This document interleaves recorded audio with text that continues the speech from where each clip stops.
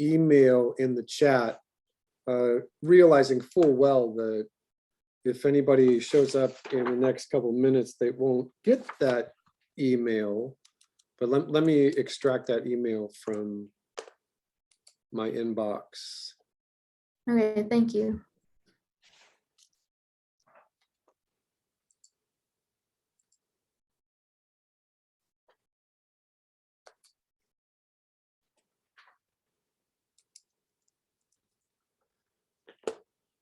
And I'm recording this, so that's Paul Noss right there in the chat.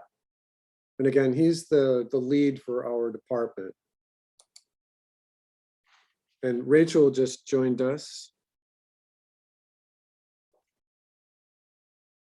So technically, I'm only waiting for 2 more people. So welcome, Rachel. I'm going to put Paul Noss's email again in the chat, so you see it in there double.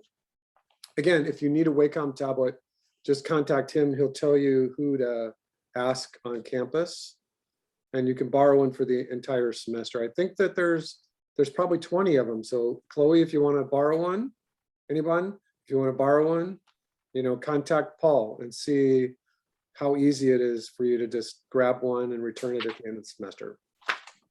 Okay, so first of all, my name is Billy. Hello, everybody. I hate my last name. Just go like this, Chloe. You know, it's a tasty sandwich, but I don't like my last name. It's all over restaurants, all over the place. I just don't like it. I should have changed it when I moved out here to San Francisco. So just call me Billy or Mr. Billy or something else. You can call me Mr. Ratbag if you want, because I would like that better than just my last name. So if you're emailing me something, dear Billy, hey, Billy. So please don't use my last name. I started my career in animation in 1992, working at Colossal Pictures, just doing art room stuff, cleanup, Xeroxing, ripping backgrounds, 2D rotoscope, all kinds of different stuff. And then I spun out of there and worked at Wild Brain. I was one of their first employees. And I was hired there as an animator. That was like 1995.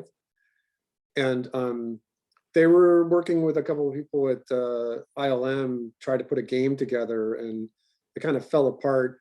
And so I went back to Colossal Pictures. I was going back and forth between those 2 places.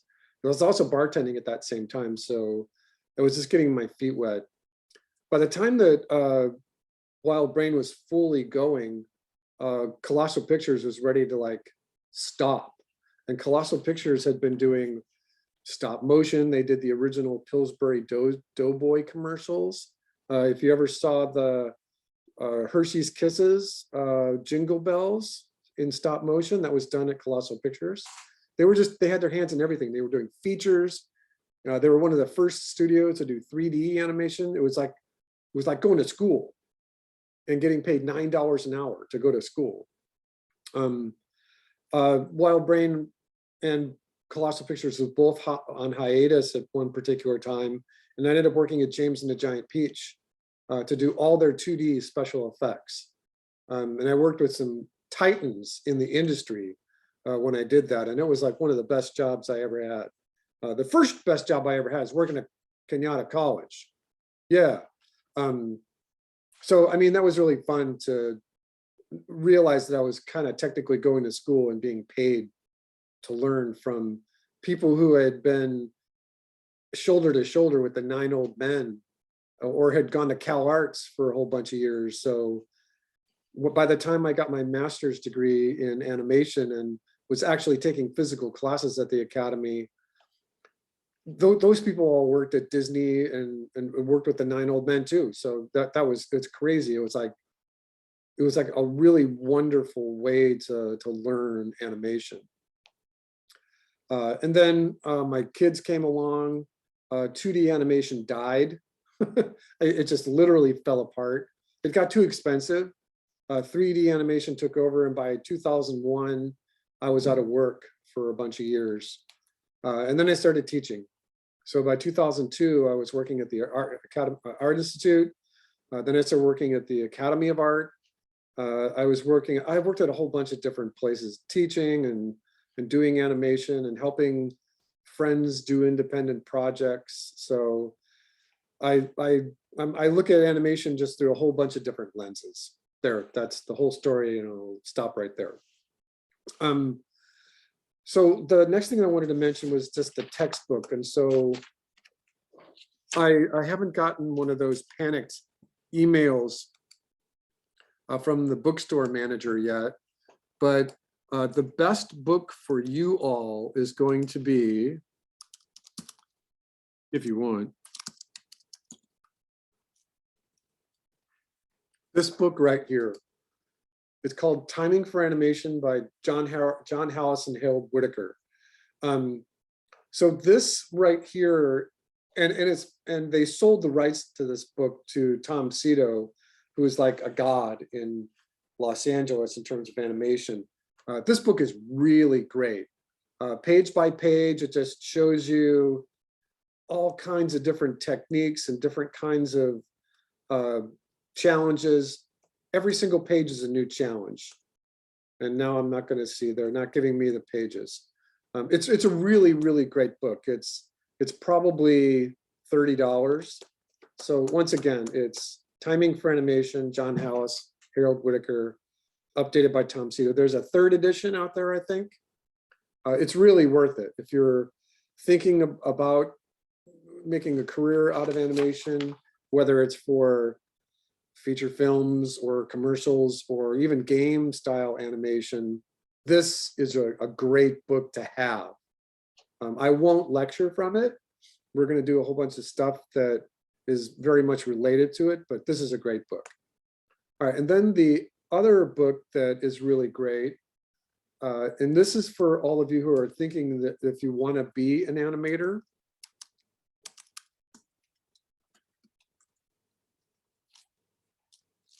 and this one's called Richard Williams, The Animator Survival Kit. This is the ultimate book for animation. This is the updated version. It's got 40 extra pages in it. Richard died a bunch of years ago. He was the director of Roger Rabbit. He did a whole bunch of stuff. He was Canadian. He worked with the 9 Old Men, learned his craft from Disney way back in the days. So if you were thinking of being an animator, this is one of the best textbooks for animation out there. Richard Williams, and I won't be lecturing from that one either. All right, so let me stop sharing my screen. Check this for a second. Okay, let me look at my notes so I don't get too far off track here. The syllabus for our class is up to date on the Canvas shell, but I saw as I was starting the Zoom that I couldn't do attendance because I think it was because class technically hadn't started yet. Let me just check that right now.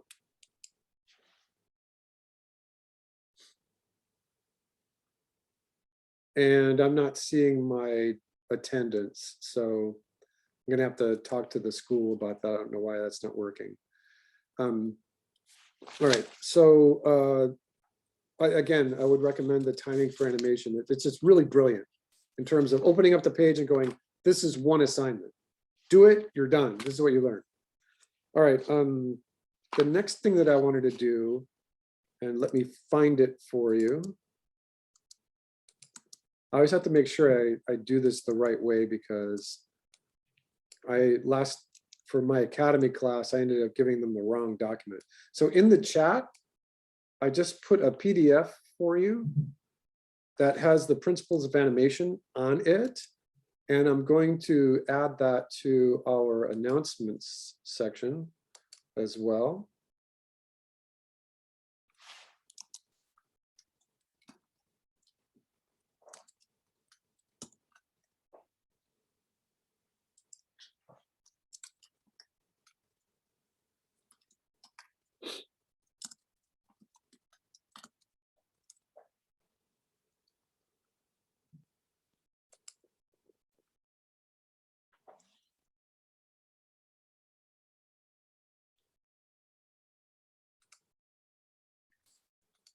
I don't know why I didn't do this earlier. I should have done this earlier, but that's okay. All right, so the document that I just put in the chat is also now in the announcements area for our class. Let me explain. And I'm just going to do this quickly. I don't want to lecture on this. You don't have to take notes or anything. But the Richard Williams book, which I've recommended, that just it's like the best animation textbook out there, really does not have the principles of animation listed, and neither does that Tom Cito, neither does a timing book. They have their own variation of it. In fact, every animation textbook has their own variation of what the principles of animation are. The only place you're going to find them listed like this is in The Illusion of Life. The Illusion of Life was written by Frank Thomas and Ollie Johnson.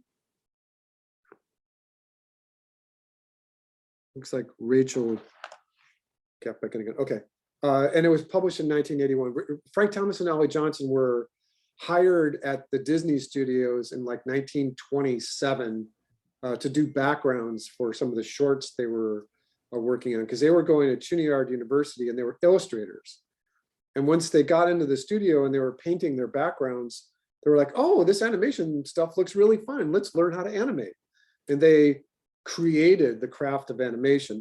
And so the book that you know, that we all know as The Illusion of Life, looks like this. Oh, by the way, in our class, I put a link to my storyboard board from Pinterest in there. So you should be able to see that. I put it in the announcements area of the class. So that's just this Pinterest. So you should be able to see this. There's just a ton of great references for drawing and character design, story, and you should all be able to see that. So the book that I'm talking about here is The Illusion of Life. And it looks like this. The thing about The Illusion of Life is that it was published in 1981 by Frank Thomas and Ollie Johnson, who were the leading animators at Disney for 70 years almost. But when you look at this book, it's really not a good textbook. It is a coffee table book. There's lots of great stories. There's lots of great history about the Disney studios. It's a wonderful book to have. It's a wonderful book to ask your family to give you for your birthday or for the holidays or something, but it's not really a good textbook. The best textbook is it's a Richard Williams book. But we refer to The Illusion of Life because the principles of animation were written down by Frank Thomas and Ollie Johnson. When they wrote this book, they just wrote the 12 principles out, and I have those 12 principles listed in the parentheses right here. It was almost random.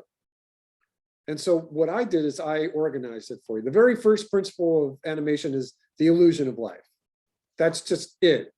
I mean, they should have thought about this, but that's the very first principle, is you're bringing stuff to life. And then you have a whole section on description of movements, and then a subcategory of how many different kinds of overlapping action there are. And so there, you can see them, they're written right there. There's all kinds of different kinds of overlapping action. There's principles of animation for story and for art itself. The studios, Disney studios, kind of were responsible for giving artists a place to have a career. Before you had animation, the artist was really kind of just doing illustrations for magazines, or you were a photographer, and that was kind of it. And so being able to draw for a living or design characters for a living outside of the idea of authoring your own children's book, that's all you had. So they kind of really gave the art world a big boost for things to do as a career. There's principles of animation for the camera and for exaggeration and for process. And so I added all this stuff in there, and I'm going to dig into this as we go through our semester here. There's a website out there. I think I didn't list it here, but it's on the angryanimator.com, and they have 21 principles of animation. And all of these are appropriate. I think that they're all good. Some of them are like silhouette is part of my drawing mantra. So this is good too. So this 2-page document kind of describes a lot of what we're going to do in this class. The example for what we're not going to do is like this one right here, secondary action. That is the most complicated thing in animation to understand and the most complicated thing to do. Yes? Okay. So we're going to go through as much of this as we can. It's a principles class. Like I said, the class being on ground and drawing on paper and shooting it with a camera and getting your QuickTime movies, it takes a lot of time to do that. And we are going to be digital. And so it gives us a chance to kind of go a little faster and go through a bunch more projects than were actually listed on the syllabus itself. Which kind of reminds me, I'm just gonna do a really quick search right here. I think I have my Amazon tab open for something else. Look, I was buying colored paper, everybody. So digital drawing tablet.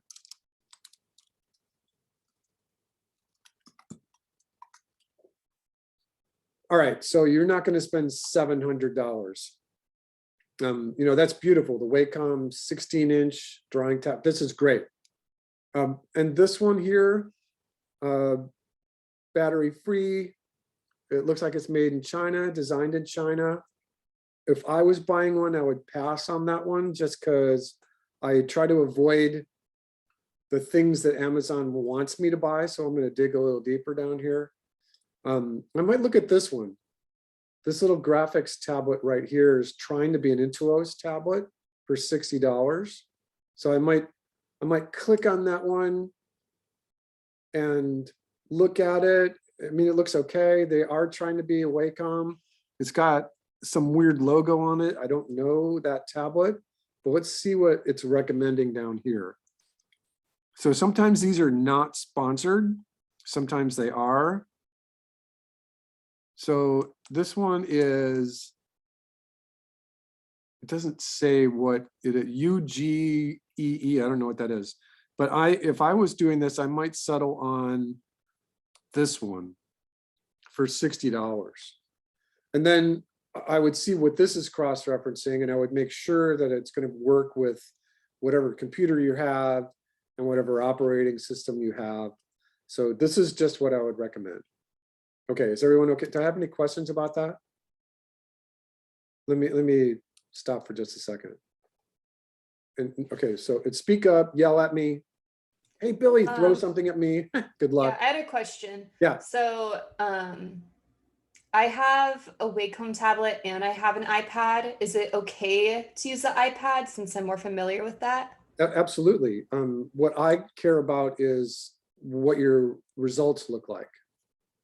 You know, are you animating the bouncing ball correctly? Are you getting the idea of the principles, timing correctly? So yeah, as long as it's working for you, go for it. If you're happy with it and it looks good, that's the whole deal. All right? Everyone okay?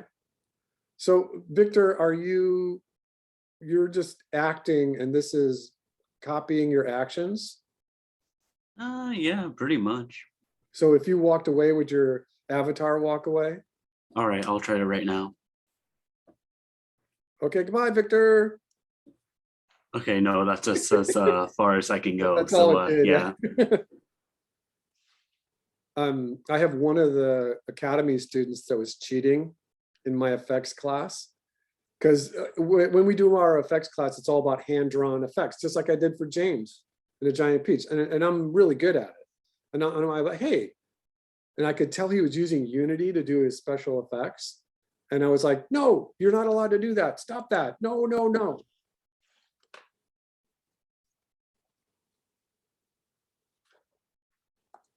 All right, we only have one more student. So Syed, is that how you say your name? It's Shade. I'm so Shade. sorry. The Zoom link wasn't like on. I couldn't find the Zoom link anywhere. It took me 30 minutes to find it. I'm sorry. Where did I you didn't actually do find that. it then? I had to click like some link and it was listed on the side. I don't remember. I'm sorry. I'm late. Well, no worries. I'm recording this, and what I'll usually do every week is I record the class, and if I want to show you a YouTube video, I pause, or if we take a break, I pause, and then I put a recording of that up on YouTube, and I put that link in the classroom so you can always go back and go over whatever you missed or whatever. Thank you. I appreciate that. I'm very sorry. No worries, no worries. So the only student who's missing has the same last name as me, except it's with an E instead of a U. Melissa. Unless you're here and I didn't see you.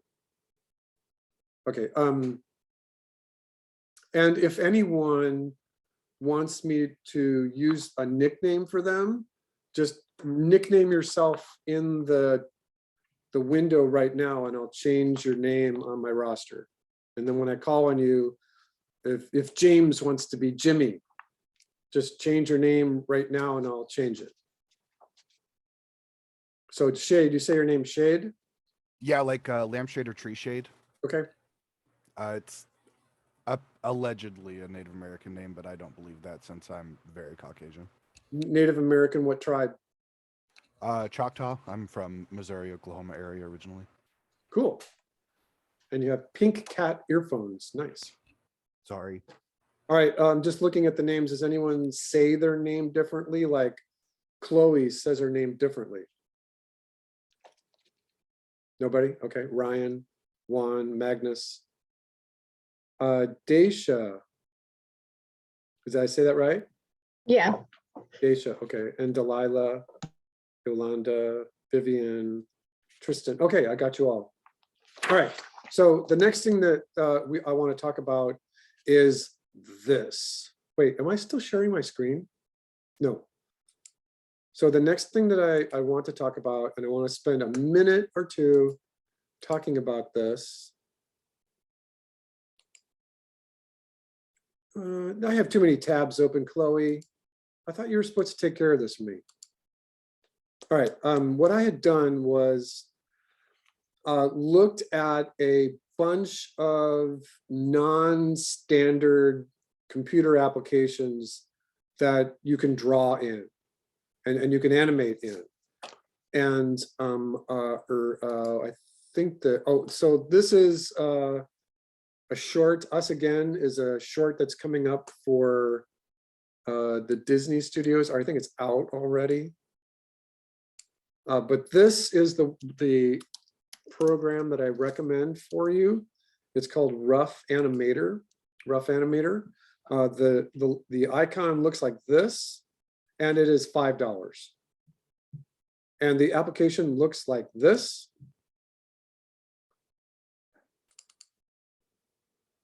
Let me pick a better one for you.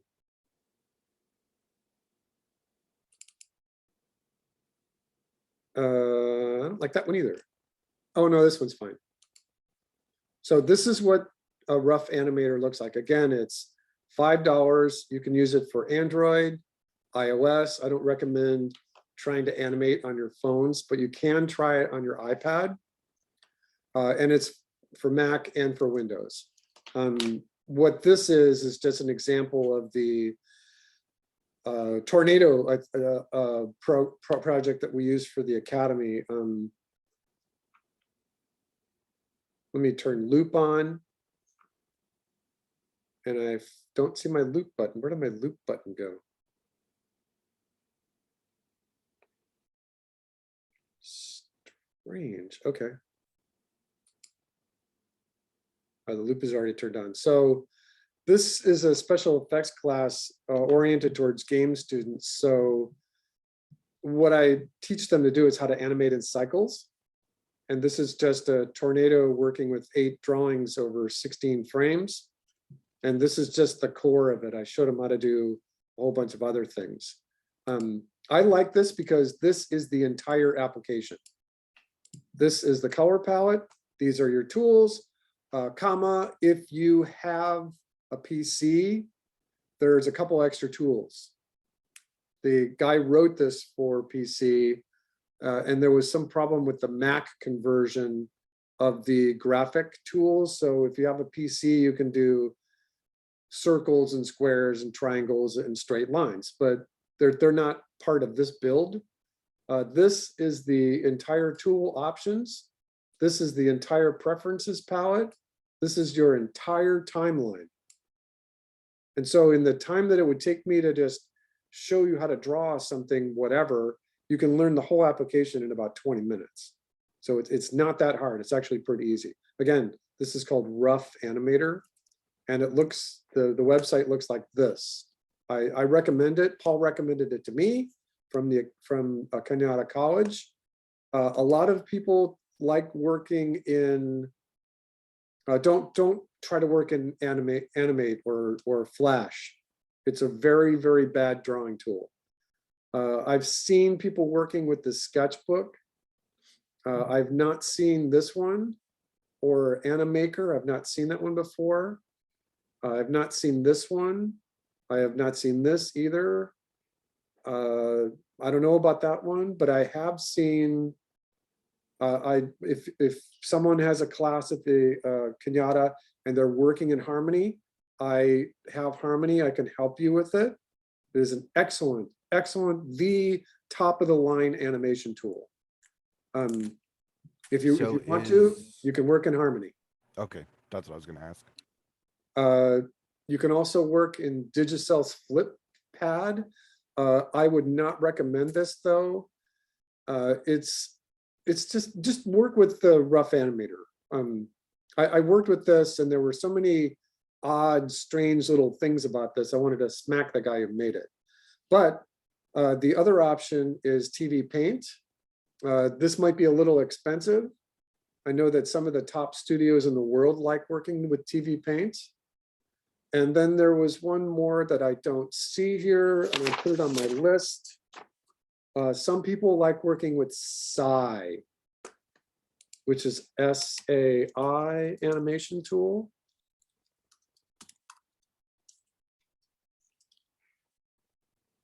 And so that works just kind of like, I'm just going to change this to images. So this is what SAI looks like. If you ever see this, that's what SAI looks like. Some people like working with that. And then there is one more, and that is Procreate.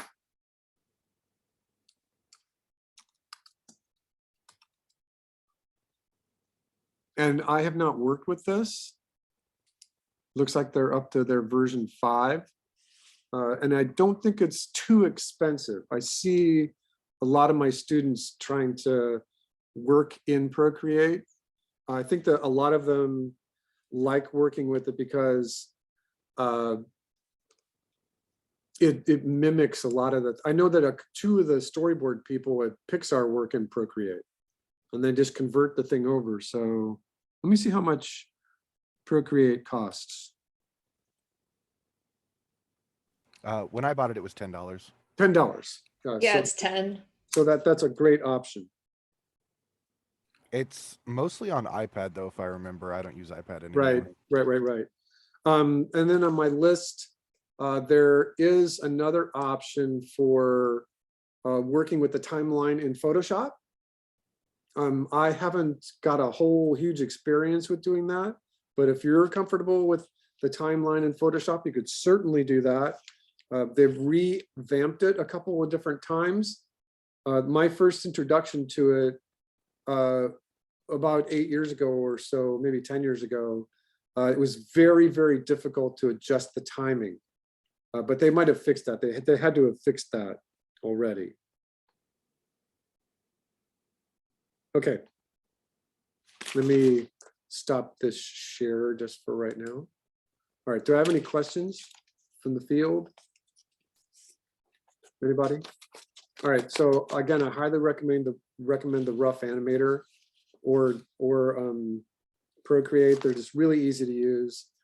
I like the rough animator because this Wacom tablet that I have, I don't know, it's probably 12 years old, but the pressure sensitivity on it, it's astonishing. It's really great. It's better than Harmony. It's better than Toon Boom. I have a quick question that may or may not be relevant. Uh-huh. Whenever you make an animation in the rough sketcher, how hard is it to export that into a file that you can like use on a project? Well, you should always be able to export to a QuickTime movie. So that's what anyone can use for critique or evaluation from a director or producer's point of view, teacher's point of view. And one of the reasons why that is really good is because QuickTime Movie was designed by Apple team to make sure that the audio and the video played on the line consistently. And what that means is that as the timeline goes by, the audio and video never lags. If you ever use a VLC player that was very game oriented, and it would only use whatever memory was available. And so if your memory was charged up with all kinds of rendering frames from a game that you were playing, the VLC player would chug, it would stop, it would go fast, it would slow down. But the QuickTime application was designed to do what was called play on the line. And so you can export whatever you're working out of into a QuickTime movie from almost every one of those applications. You save as or export. Did I answer your question, Shade? Kind of. I guess I just don't know that much about the process in general, so I'll just need to look more into. Yeah, I think you might have jumped ahead a little bit. Sorry. Okay, no worries. All right, so the next thing on my list here is I want to do two things at the same time. And I'm going to do this one first. Everyone okay? All right. So, and I had a couple of things queued up and you probably saw it, but I just want to let you all know what's going on. And so I had a couple of things queued up. The first thing is, this was kind of like one of my claim to fame is Frank Abney III has worked on a whole bunch of stuff. He was my student at the Art Institute. And I always thought that it was really wonderful that he mentions the Art Institute in here. At least he had when I looked at it the last time. Oh, he changed it. He used to have the connection to me in there in his biography on Internet Movie Database. But he worked as a producer on Hair Love. And have you seen Hair Love? Hair Love was a really influential short. It's really, so he was working at Pixar and he produced this simultaneously. He was also a writer for Canvas, if anyone's seen this. So what I'm doing is giving you little tendrils about what to look at out in the industry, because these films are online, you should be able to see them. He worked at Disney, he worked at Blue Sky, he worked at DreamWorks, and ever since Coco, he's been working at Pixar. And so, and he's worked on all kinds of stuff at Pixar. One thing that's not, he does have Incredibles 2 on here. And so last year, everything from Coco onward, he's been working at home. All the Pixar animators have been working at home. There's a few that work in the studio now, but they basically did Coco. The main huge part of production of it, the animators were all working from home. So I started there. And then I keep seeing Ron's Gone Wrong, which is a new studio, a first film for the new studio, Locksmith, under the auspices of 20th Century Studios. Has anyone seen this yet? I think it came out last year. It was okay. You liked it? Animations was beautiful, but it was just was different, super technology-ish and very stereotypy-ish in terms of teenagers using technology. So Well, one of the reasons why I mentioned this is because one of the things the studio does is that they send out freelance work all over the world. When they're doing their storyboards and their pre-production, they send out calls for freelance work from everybody that they know. And one of the people that studios that got a chance to work on this was the Spa Studios under the auspices of Sergio Pablo. And Sergio Pablo was a director of Klaus. And if you haven't seen Klaus, you're way behind. So he was the director and producer on Klaus.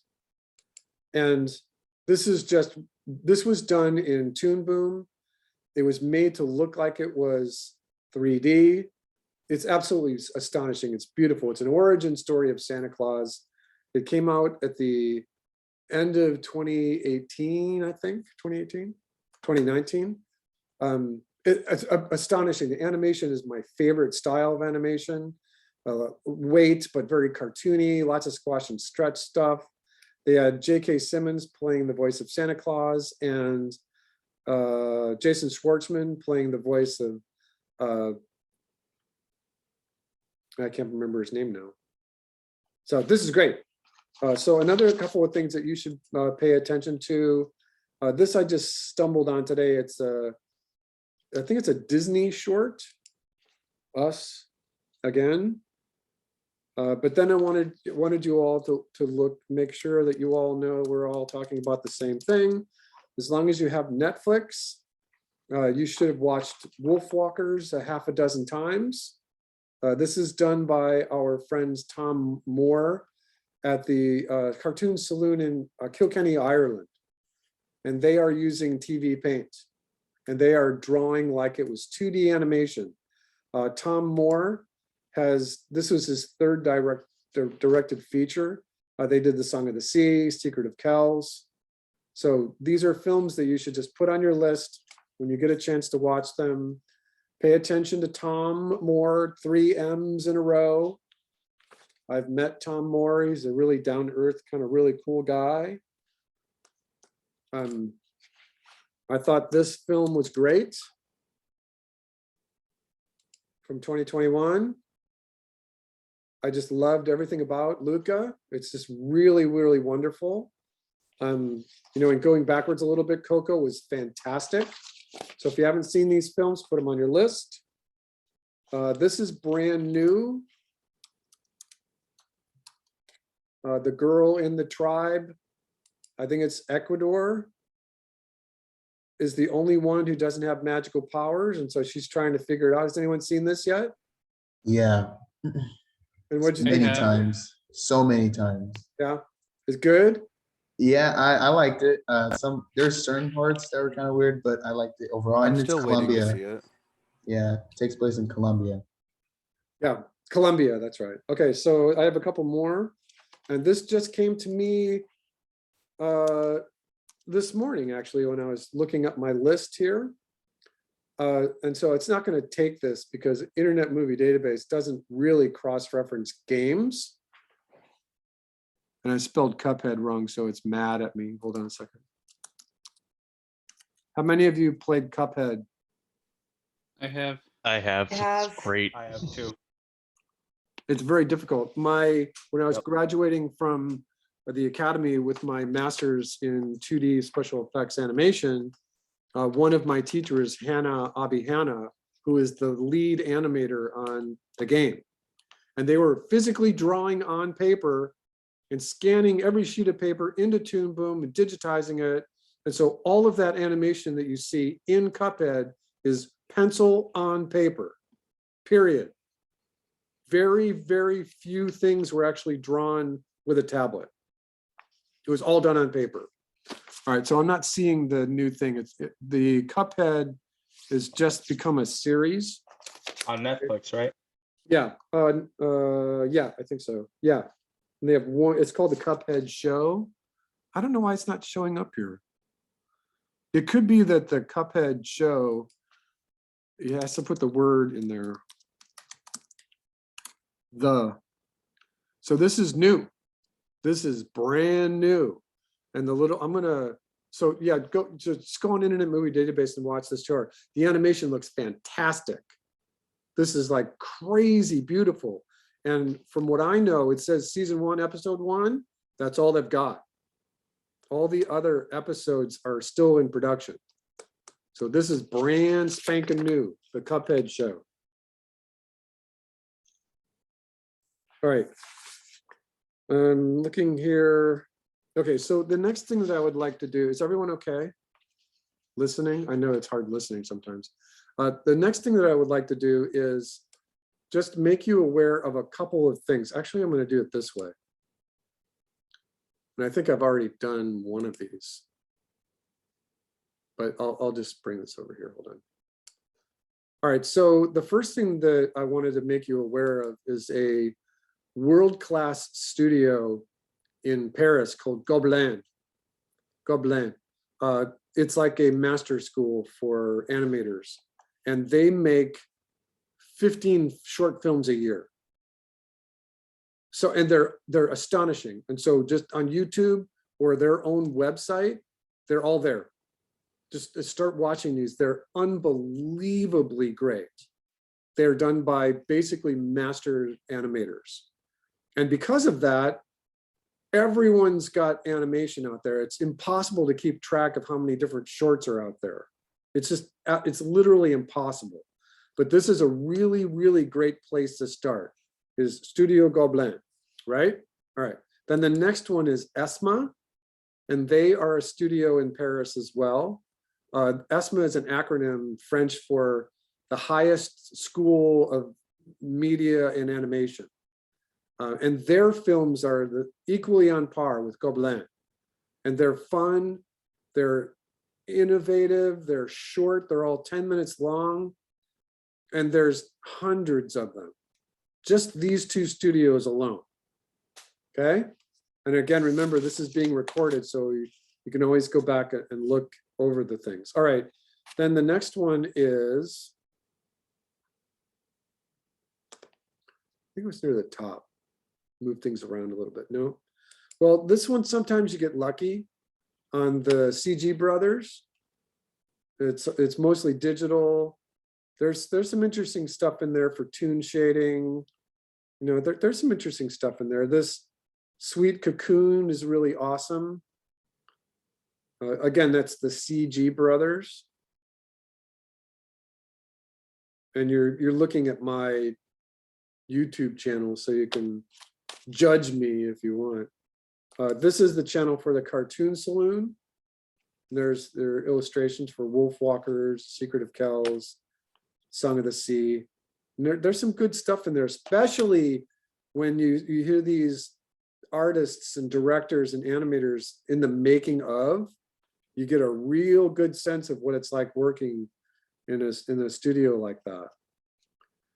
All right, and then I thought there was like one more. This one is really interesting for me. The Film Academy, Baden-Württemberg.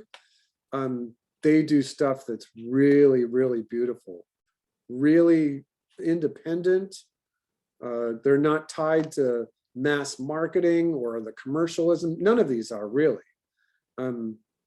So this one's called FABW, Film Academy Baden-Württemberg. And then the last one that I wanted to mention was Bird Box Studio. And Bird Box Studio is a wonderful commercial house in London. They do commercials for television and all that fun stuff. You should all know Aardman Animation, right? Wallace and Gromit, Nick Park, Peter Lord, all that. But this one is really great because some of these are only a minute long. And so it gives you a really wonderful feeling of how to do a 1-minute film or a 2-minute film or even a 30-second film. Just really, really good stuff right there. Okay.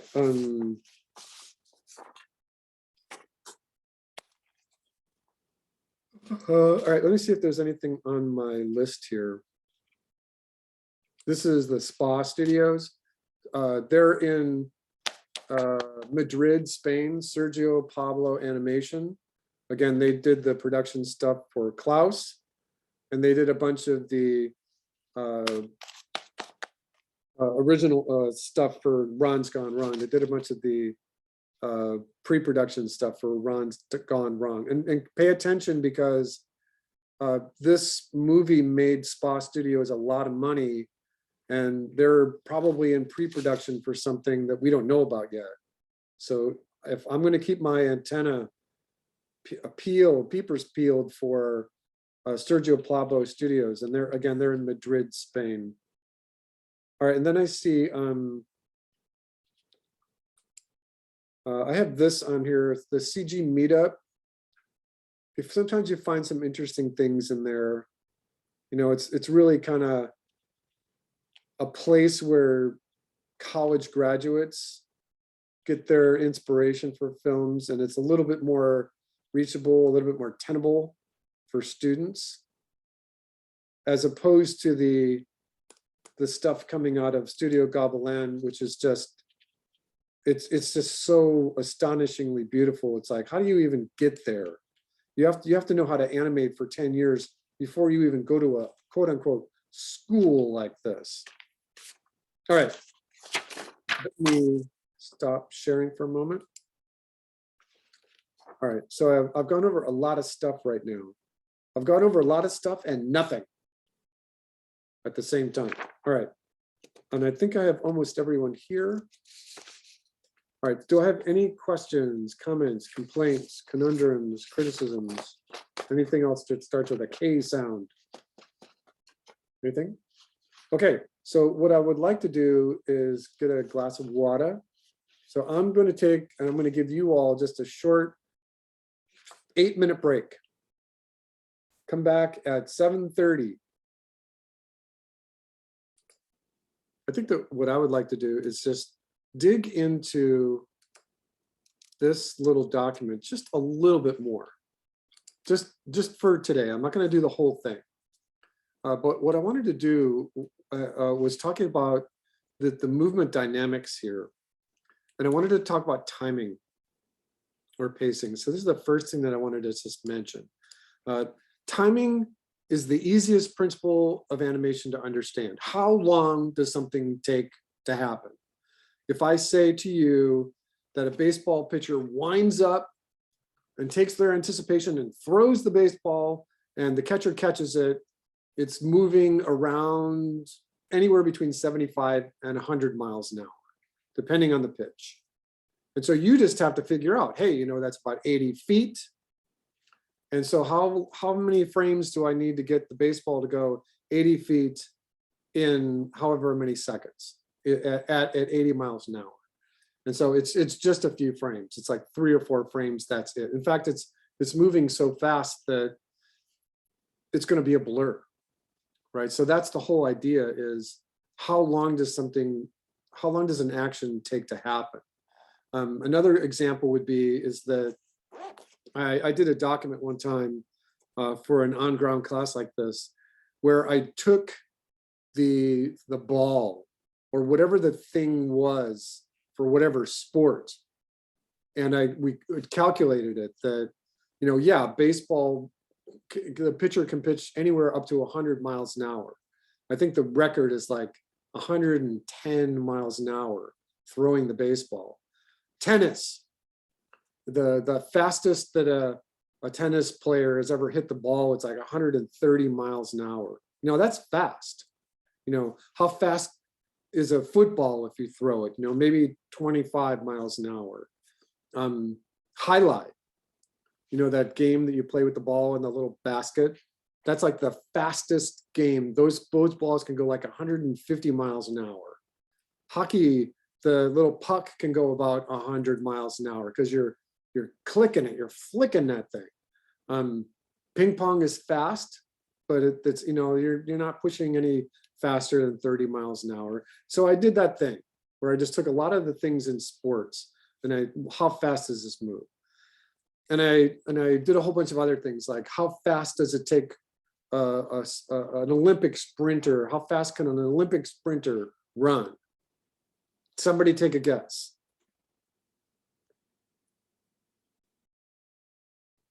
How fast is the fastest Olympic sprinter? Somebody gonna guess? 22 miles an hour. I don't know. What did you say again? 22 miles an hour. 22 now. It's faster. It's actually pushing 30. Right. So we're in the right range, right? We're not going crazy. Chloe's not telling me 40. 40 is really, really fast. Nobody can run 40 miles an hour. Cheetahs can run 70 miles an hour, right? So I'm getting you to think about how fast things are moving, right? And we are in miles per hour because we're in America. If we were in Europe, I would switch everything to kilometers per hour. But we're just going to talk, how fast does a bullet coming out of a gun move? Somebody take a guess. I know you can cheat. You can look it up before you answer. I know you can do that. So I'll answer it for you. Typically, a gun blast is going to be anywhere between 700 and 900 miles an hour. And if you pack a lot of gunpowder in there and you really want to get that bullet to move fast, that bullet can move 1,200 miles an hour. And if that bullet is moving that fast, you're not going to see it. If you're animating a gun blast, all you're going to see is a bunch of blur lines and smoke, right? I'm getting you thinking like animators, right? What is the speed of sound? Somebody look it up and answer me. And remember that it changes on what your elevation is. The speed of sound at sea level. It's about 767 miles per hour. 760 miles per hour. So, has anyone ever been on a jet airplane? Has anyone ever flown to Cleveland? Oh my God, what a horrible town. Anyone ever flown somewhere? Denver, Phoenix? I don't know. I've flown. Yeah. I flew to LA last week. Sure, there you go. So what did the pilot say? We're going to be cruising at an altitude of 35,000 feet. Yeah. And the pilot might even tell you how fast they're going. Sometimes you do that. Do you know how fast jet airplanes go?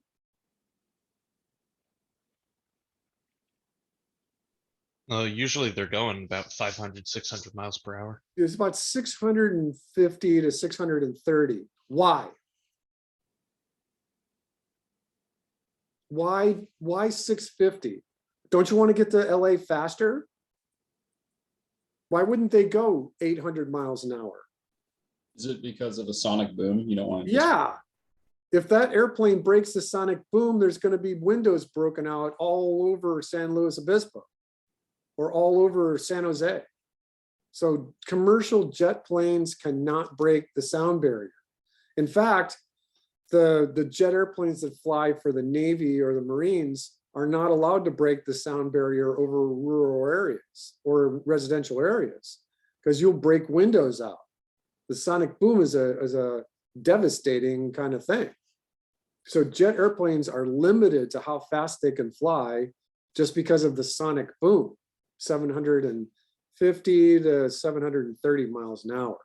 So just getting you think about how fast things move, right? So let's talk about things that are a little bit more relevant. I have a Fitbit. And when I was first trying to figure out my Fitbit thing, I was trying to shoot for 10,000 steps a day. Does anyone else have a Fitbit or one of those little pedometers? Anybody?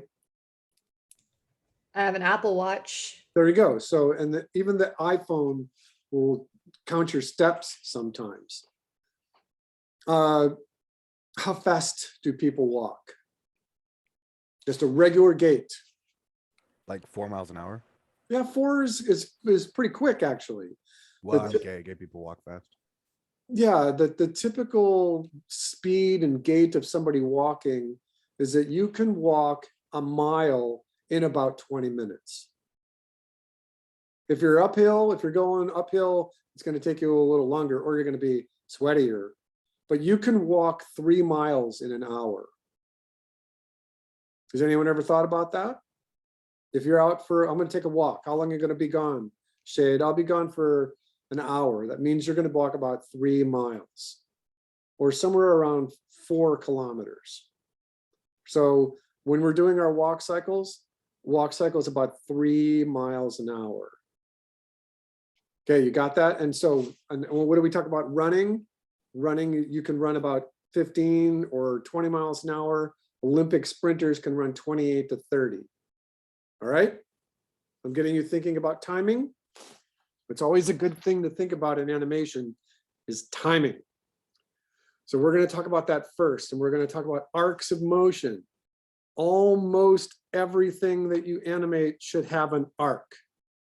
The only difference would be is if something drops straight down, or if there's an arrow shooting right at the camera or something, or if it's a special effects, sometimes you want to complement curved actions with actions that are straight. But for the most part, things move on an arc in real life and in animation.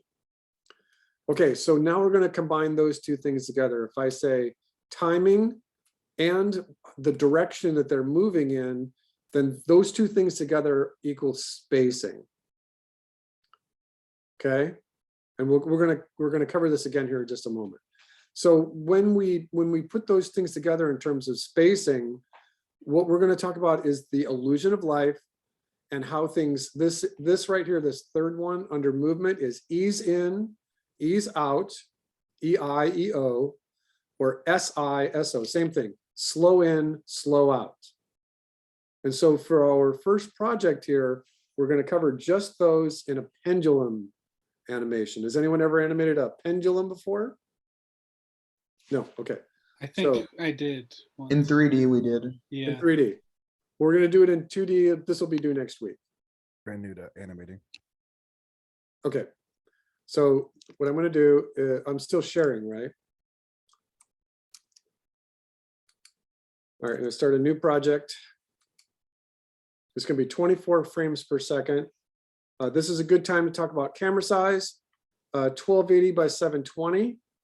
So let's just talk about a little bit of animation math for a second. So if I say 1280 divided by 720, that equals 1.77777. That is your aspect ratio. If you go to Best Buy and you're buying a TV and the TV says that it's 1920 divided by 1080, look, it's the same number. It's the same number, everybody. So we're going to be working with 16 by 9. Look, it's the same number. They're just different sizes. So when I say we're going to be working with 1280 by 720, that's the ratio. It's 24 frames per second. And we're going to say, okay, we got our window here. Now, if you are going to be working on something different, Sci or Procreate or any of the other ones, I may not be able to help you as cleanly. If you are working in Harmony, I should be able to help you. I've been working with Harmony for about 12 years now or so. This is our stage. This is our timeline. We have one frame. We have 2 layers. We have a background and layer number 1. The things in the timeline are delete a drawing, make it a cycle, edit multiple frames, playback range, make the drawing duration however many frames you want, dependent or independent, or synchronize your layers. In our color palette's pretty straightforward. That's just you pick and choose. We have a brush, an eraser, a paint bucket, a lasso tool, a magnifying glass, or your move tool is also your hand, is your space bar. And there, you've learned the whole application. That's it. Congratulations, you've all just learned Rough Animator. There's a couple other things. Let's just talk about this. Modify layers. So if I want to add a new layer, I'm just going to say add an empty layer, and it's going to show up as layer number 2. So this layer number 2, I'm just going to call this shaft, because that's going to be the shaft of our pendulum. In layer number 1, I'm just going to call this layout. because I want to make sure that I'm spelling it right, that I'm thinking about where the action happens and where it goes to and where it leads and all that. So I need a layout. I'm going to rename my background if I can. Actually, I don't think it will let me rename the background. So the background is right there. We're just going to leave this white. In our layout, what we're going to do is we're going to do a couple of things. And again, this isn't the most high-tech application.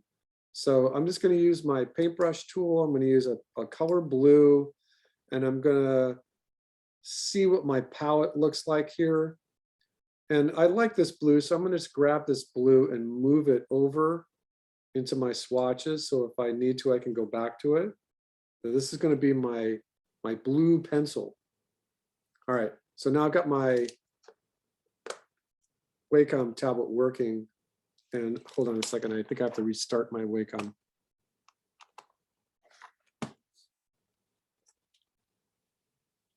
All right, there we go. All right, so what I was looking for is the middle of the page. And so I'm going to do a couple of things on this layout layer for you. And I'm going to establish a couple of things for you. This to me right here looks like the very center. Everyone okay with that? When you're composing things for your shot, if you ever took storyboard with me, you know there's a couple of things that all animators have to deal with. And that is that, I don't think there's a thing in here, but we have to deal with a thing called fields. And for typical animation, we would deal with 12 fields by 12 fields. And those fields would have the same aspect ratio as 16 by 9.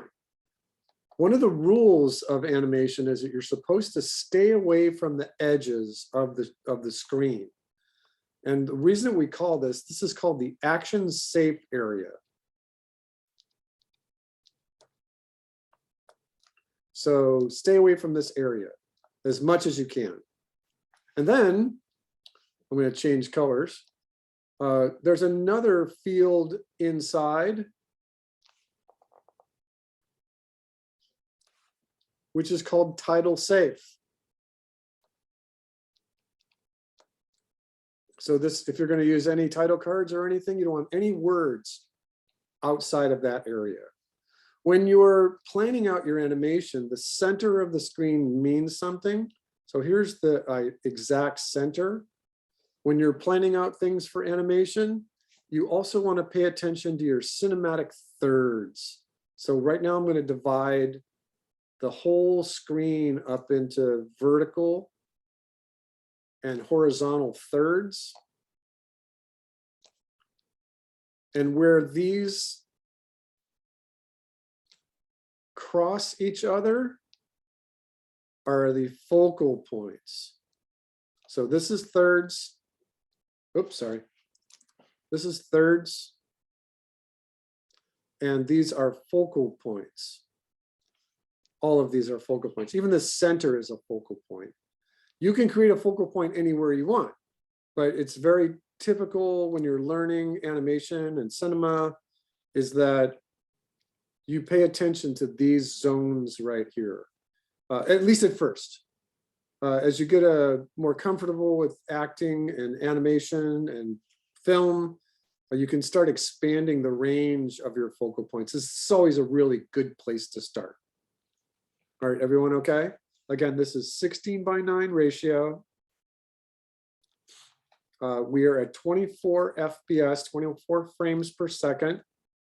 As far as I know, Pixar is still animating at 24 FPS, and they're doing what's called up converting. They're up converting their frame rate to either 60, which is the first set for digital HD, and then maybe 120. I'll write that really small because this is usually the target, but Animator animating at 24 FPS. Are animation cycles for video games also done on 24 set? It depends on the studio. Games will start animating at 60 FPS, or sometimes what they'll do for games is they'll animate at 30 And so it's a real easy up convert from 30 to 60 FPS. Alrighty, I was just And I curious, know thank that you. some Unity engines will do some of their effects or interstitials at 120 just because it looks cleaner. But the idea would be is that as an animator, a character animator, you want to stay with 24 FPS so that you learn your timing. Because going back and forth between 24 and 30 FPS timing as an animator is a very, very difficult thing to learn how to do. It's really hard to learn how to animate to begin with, let alone trying to eke out the differences 6 frames per second. So start at 24. And if you want a career in animation and you find yourself at a game studio, 100% likely that you'll be asked to animate at 30 FPS. And then the engineers, the scripting people will just make a real easy up convert to putting on 2s at 60 FPS. All right, did I lose anybody? So by upconvert, you mean basically duplicating slides in order to, is that what it means? Is it Well, like, yeah, you'll see this here in just a minute. my apologies. Because we're going to be animating on is called on 2s. And for the most part, you don't have to animate every single frame. You animate every other frame, frame 1, frame 3, frame 5, frame 7, so that for every 24 frames equals a second, you really only have 12 drawings. And the Disney studios, the Warner Brothers studios, almost everybody worked with this formula. Faster actions were on 1s. So if you had anything happening, a car driving by or a person running, a character running, it was on 1s. Most actions can be on 2s. Everybody okay? So that means a drawing is being held for 2 frames. Drawing number 1 is being played for frame 1 and for frame 2. Drawing number 2, which is frame 3, gets held for frame 3 and frame 4. That's called on 2s. But you can also have on 3s. You can have on 4s, 6s, 8s. If something is not moving at all, it's being held.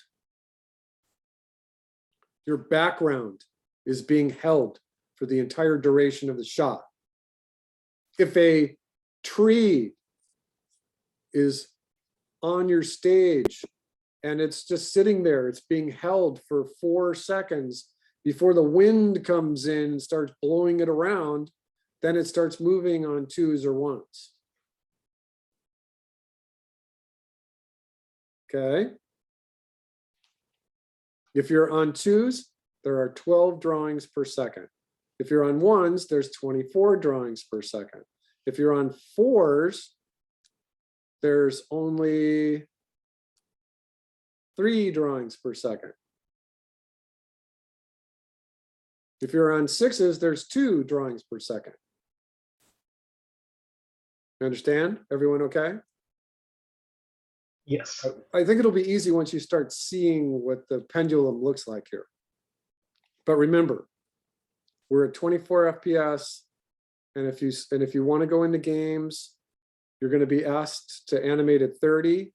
My recommendation for you is to make this conversion only once in your life, because trying to go back and forth, I've seen animators frustrate themselves trying to go back and forth, especially at a commercial studio.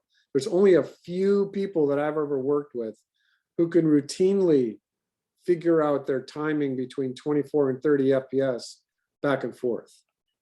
This is a very tricky thing to do. You have to concentrate like mad. All right. So what I'm going to do now is I'm going to add a drawing, and this is going to go away. So this little layout thing right here, I can just say that this is going to completely go away by making it completely invisible. So this is a really nice thing about rough animator is that even though I'm on frame 2, if I wanted to use frame 1, I can turn this off and just refer to it just as my layout. All right, so my shaft. Let's turn the layout just all the way down because I want to see these marks right here. All right, so what I'm going to need right here is a line. Now, if you're working in on a PC, you can draw a perfectly straight line. All right, so I'm going to get my, I want to draw on the shaft layer, so I click it. I want to pick my blue color with my brush, and I'm just going to draw a line straight down to somewhere right about there. And if you have a PC, you can hold the Shift key and draw a perfectly straight line. All right, so now what I'm going to do is I'm going to add another drawing after, and you can kind of see that the second drawing is right here, but I'm going to increase this to 2 frames. I'm going to increase this to 2 frames. So now you can see that this drawing for the shaft is lasting for drawing 1. And then if I use the greater than and less than signs on the keyboard, I can navigate just by clicking my keyboard. And I think you might be able to use the right and left arrow on your direction to go drawing to drawing. So I can jump 2, but if I want to jump 1, I can just use the greater than and less than signs on the keyboard. All right, so now what I want to do here is I want to, and then this is the weird thing, this is the only application that does this, but look at how you select things. All right, so I'm going to select this. I'm going to copy it. I'm going to take my rotation point. I'm going to put it all the way up here. I'm going to take this and I'm going to swing it out to about something about right there, I guess. Now I'm going to go back to my layout on frame 1, and I'm going to draw the arc in there. I'm going to use a completely different color, and I'm going to just make a mark. Oops, sorry. Hold on. I'm using the wrong tool. I'm going to make a mark right here. And I'm going to take this, go back to my shaft. I'm going to reselect this. I'm going to have to move the rotation point again. I'm going to make sure that I'm going to always put it in the same place. And what I want to do now is I want to drop it to the straight down position. I'm going to go back to my layout using the brush, put this mark right here because I need this arc. I need to figure out where my arc goes. All right, then I'm going to go back to the layout. Come on. And I'm going to select again. I'm going to put the pivot point right here. And now I can imagine that the angle right here is about 45 degrees. And so I want to mimic that angle over here. Oops. Am I on the right layer? Hold on a second. Shaft. I'm on the wrong layer. All right. Pivot point all the way at the top. So I want to make sure that this is pretty much the same angle as it was over here. So I can see this angle, and that looks about the same. Let's go back to our layout, back to the brush, and I'm going to put this here. And I can't rotate my canvas like I can in a lot of applications. So I'm just going to make this arc. So this is my arc that the pendulum is going to move on. This is a key position 1. This is a key position 2. This is a key position 3. So this is an extreme, this is an extreme, and this is an extreme. This is an extreme left, this is an extreme right, this is an extreme down or lower, what have you. And so I'm doing this on the layout layer just because I can make that all go away. right? I'm just using this as a guide. I'm using this as my arc layer. So I could go back in here and I could say layout underscore arc, taken right from the principal sheet of saying what is an arc in animation. All right, so this looks pretty good right here. All right, so now what I'm going to do on this layout layer is before I do anything, I'm going to talk about, I'm going to write the word arc right here because now what we're going to do is we're talking about spacing. And a lot of times when I do this, we talk about timing and spacing at the same time, because this 24 FPS and this 30 FPS translate directly into timing. But you can't have timing without spacing. That you have to have both of these together. All right. This is our first key position. This is our second key position and our third key position.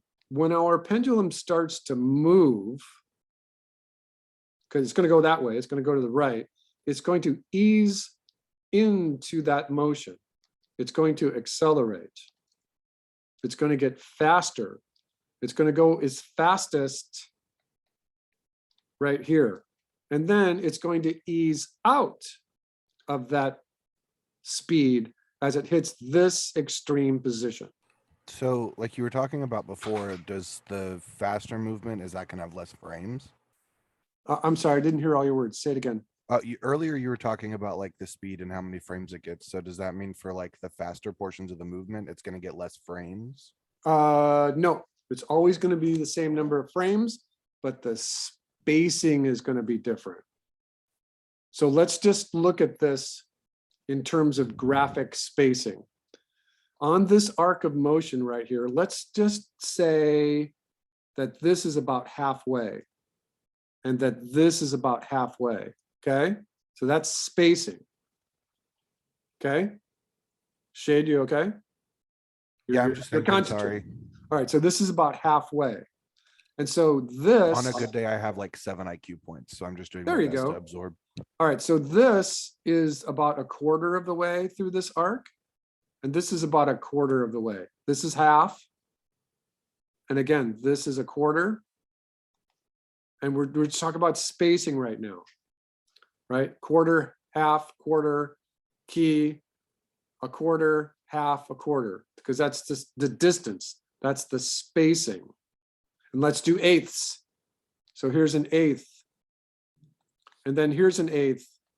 And here's another eighth. And here's another eighth, just like you were doing your measurement, spacing in inches. Okay. I guess frames was the wrong word. I meant to use like drawings, I guess. There would Oh be yeah. more. Here, I'll give you a hint. Don't worry. Just listen for the next 5 minutes because your question will be answered graphically. Okay. All right, let's divide this one more time into a 16th position. So let's pick this one and this one and this one. And maybe this one too. So we've got a 16th position here, here,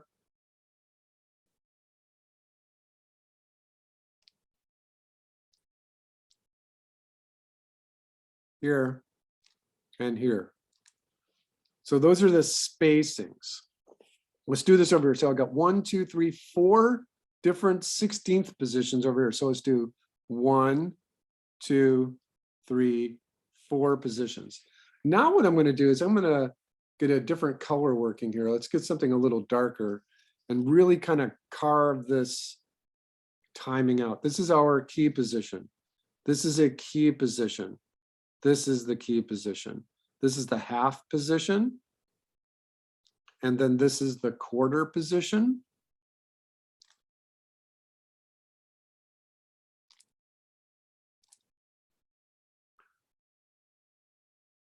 This is the eighth position. You see how I lightened the color up right there?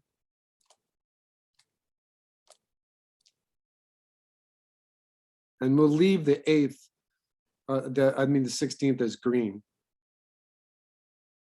I think I did that right. Oh, I did that wrong. Hold on.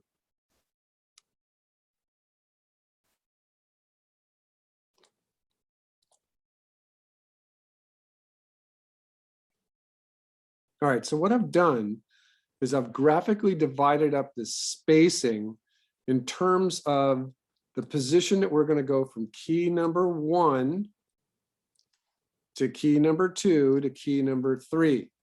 So what I'm going to do right here is I'm going to draw what's called a chart for you. Oops, let me write that better.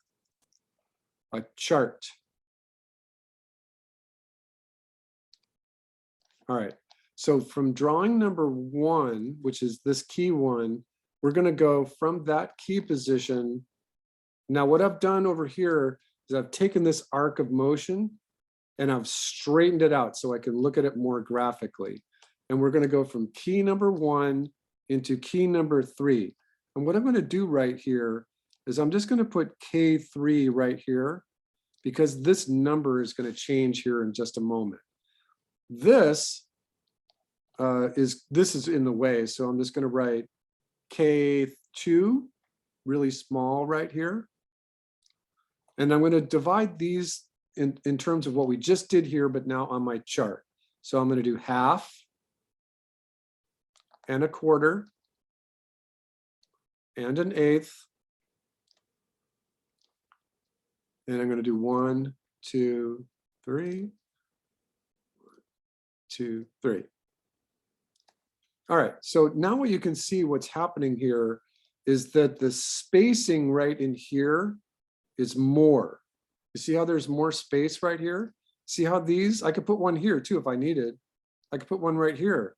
That these are closer together. These are clustered. They are closer together. And these are spaced further away. These are clustered. All right. So, and again, this emulates the ease into the motion, and this emulates the ease out of the motion. All right, so now what we're going to do is we're going to come back to frame number 1, and we see that our shaft is all the way over here. I actually want to start it over here, so we're going to select this again, and I'm going to put the pivot point here. I'm going to rotate it all the way over here. And I'm going to take my arc and I'm just going to turn it down just a little bit. We don't need it right there, except just as a little guide. All right, so I'm going to copy this again. I'm going to select it. I'm going to copy it. And what I'm going to do is instead of doing keyframe animation and trying to do technical in-betweens, which we will do later, I'm going to technically animate this straight ahead. Now you can't do this without your arc, right? So on my second drawing, which now I have nothing there, I'm going to have to take this and say, how long do I want this arc to live for? I want this arc to live for maybe 48 frames. Let's just do 48 frames. And let's take there was a, oh, it's right here. It's the, if you're using this application, you can make your timeline bigger, or you can zoom into it. So I'm just going to make it about like that. All right, so I'm going to go back here and I'm going to paste. Oh, hold on a second.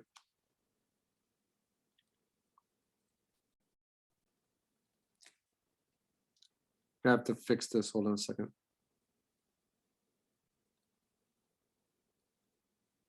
I ended up increasing the length of that blank frame, which I did not want to do.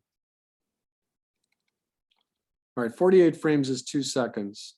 A lot of times what I'll do is actually bring a string with a ball on it, and I'll let it swing back and forth. And 2 seconds is a good place to start. All right, so on frame 1 and frame 2, this shaft is in the same place.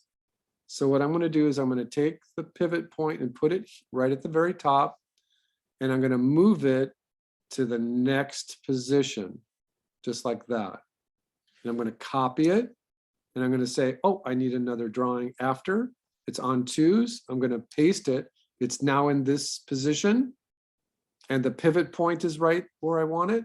So now I'm just gonna move this to the next position. I'm gonna copy it. I'm gonna add a frame. I'm gonna paste it. I'm just gonna move it to the next position. I'm gonna copy it, add another drawing, paste it. Everything's the same. I'm gonna move it into that next position. And even though those are technically graphically moving the same so far, we will get the appearance of easing in and easing out as we make an adjustment. All right, so I'm going to copy it, add a drawing, paste it, move it to this position, copy it, paste it,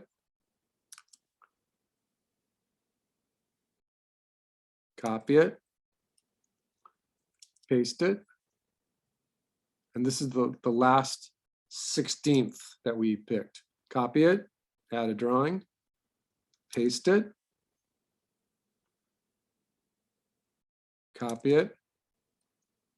All right, so this one's going to be a little different now. Now we're going to move. Now our spacing is going to be a little faster. I'm going to copy it, add a drawing after, paste it. Now you can see why doing this way is faster than trying to do this with paper, right? Copy it, add a drawing, paste it. Now what I can do is I'm going to put this one here. And I'm going to think about this for just a second. This right here is frame 23, which would be frame 23 and frame 24. But my intuition is that if I move this to the down position and skip this one, it's going to move a little faster. So I'm going to do that. I'm just going to put it right there. I'm going to say copy. Now you have to do it on the other side too. So I'm going to say paste, and I'm going to skip this one. So I'm going to just skip that one, put it here, copy it, add a drawing, paste it, copy it, paste it,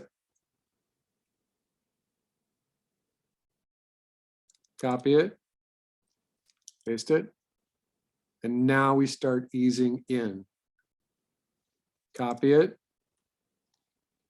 paste it. Now it's slowing down. Now the spacing is slowing down. Paste it, copy it, paste it.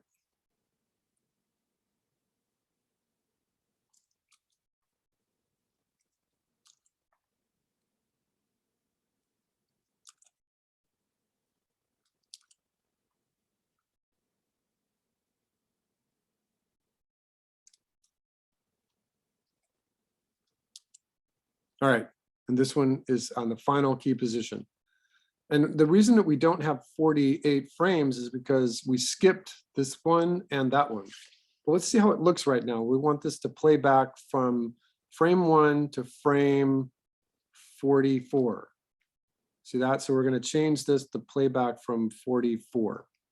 And let's just see what this looks like. So that looks pretty good right here. I think if we made it cycle, right, it would just like jump. It was going to go up here. It's going to jump, right?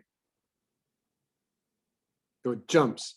So in order to get this to make it look like it's moving correctly, we have to animate it going backwards.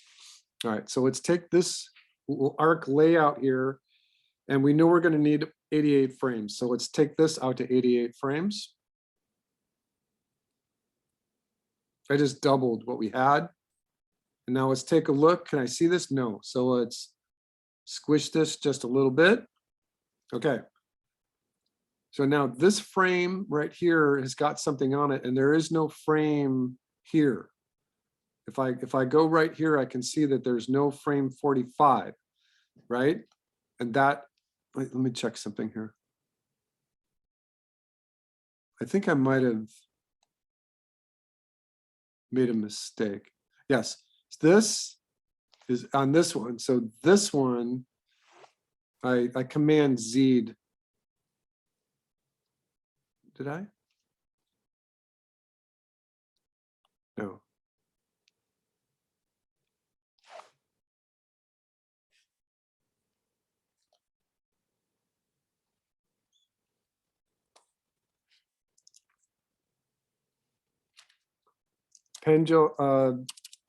let's get into the habit of naming things correctly here.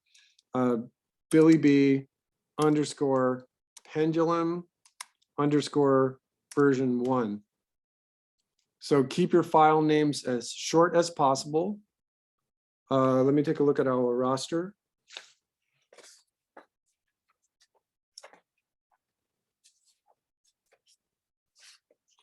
Nobody in the class has the same initials.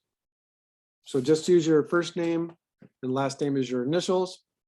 Pendulum _ version 1. You should never, ever have a space in your file name, ever, for anything that you're ever doing. You can see here that I've even gotten rid of a space in the name of my file, name of my layer. Okay, so that's living on my desktop. And I've got something, an unusual thing happening here. Hold on one second. I think this is a blank frame.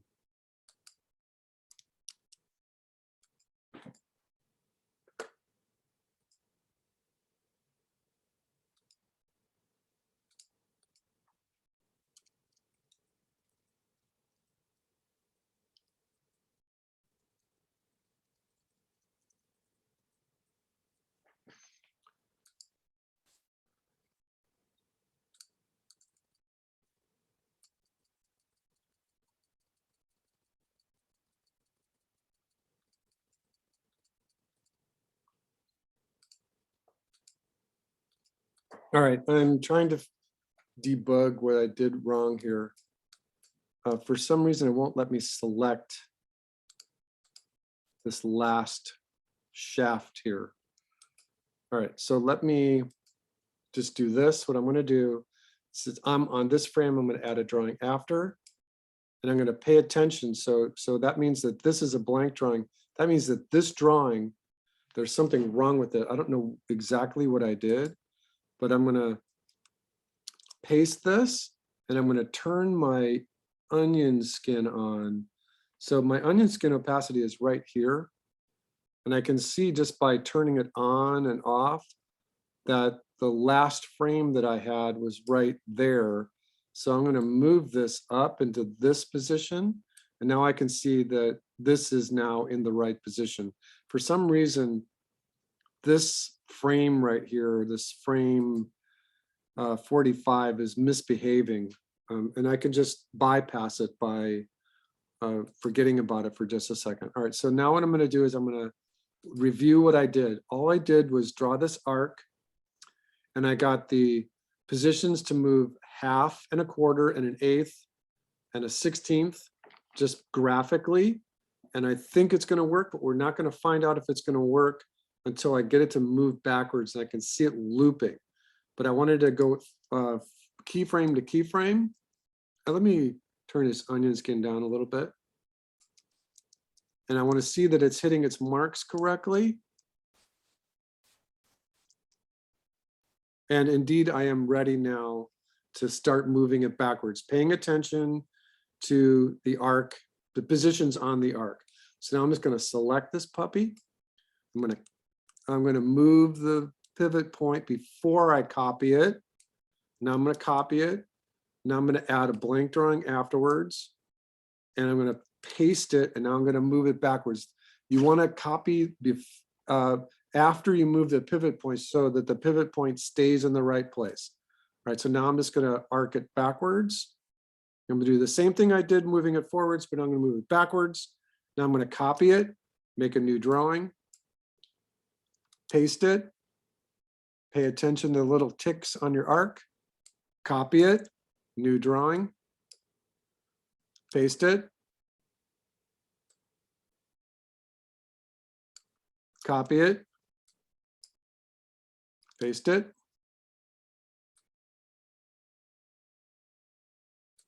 copy it, paste it, copy it,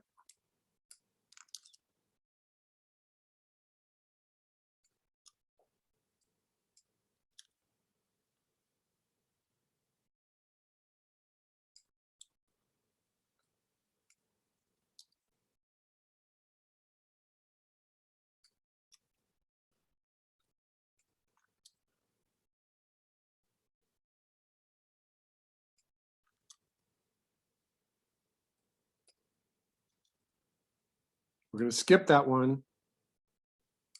Copy it. We're going to skip the next one too. Okay, copy it.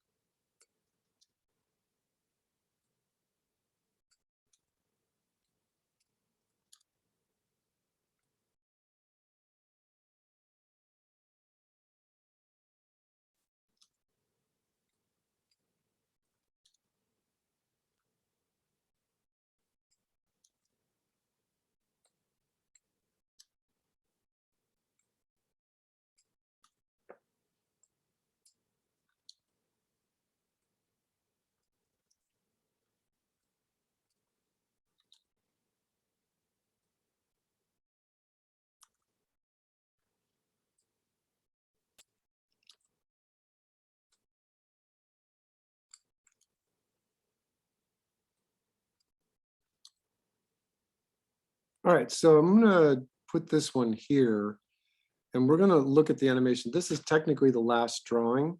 And we're only using 84 frames because we deleted this one, or we didn't do this one and this one. So we have 83 and 84. So we want our playback range to be 84.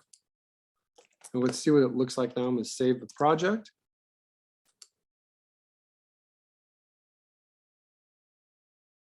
All right, what I see is I think it's moving okay, but it holds right here, this very last frame and the very first frame are the same. So if I click on this frame right here, frame number 1, which again is being held for frame 1 and drawing 2, and I jump all the way out here to the end, it doesn't move. Do you see that? So what I'm going to do is I'm going to go to this frame right here, and I want the playback frame is 81. So I'm going to let this go to 82 because it's holding, it's chugging right there. So let's see what it looks like here.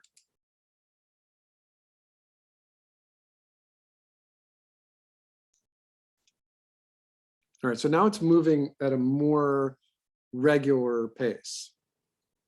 And one of the things that I could have done is I could gone to this first drawing and put our pendulum on here. Our pendulums very typically have a sphere at the end of this. If I had done that, I wouldn't have to worry about having to draw and reposition them over and over again. But that's okay. What I'm going to do right here, and some of you with PCs have the ability to hold your shift key down while making a graphic shape. What I'm going to do here is in a different color, in a slightly different color, a little darker maybe, I'm going to draw my sphere as well as I can. Well, that's okay right there, that's fine. And I'm going to shift, I'm going to select it. And now what's happening is that because my sphere, my ball, and my shaft are on the same layer, I'm going to end up getting that little tick right there. So I want to be really careful about what I select.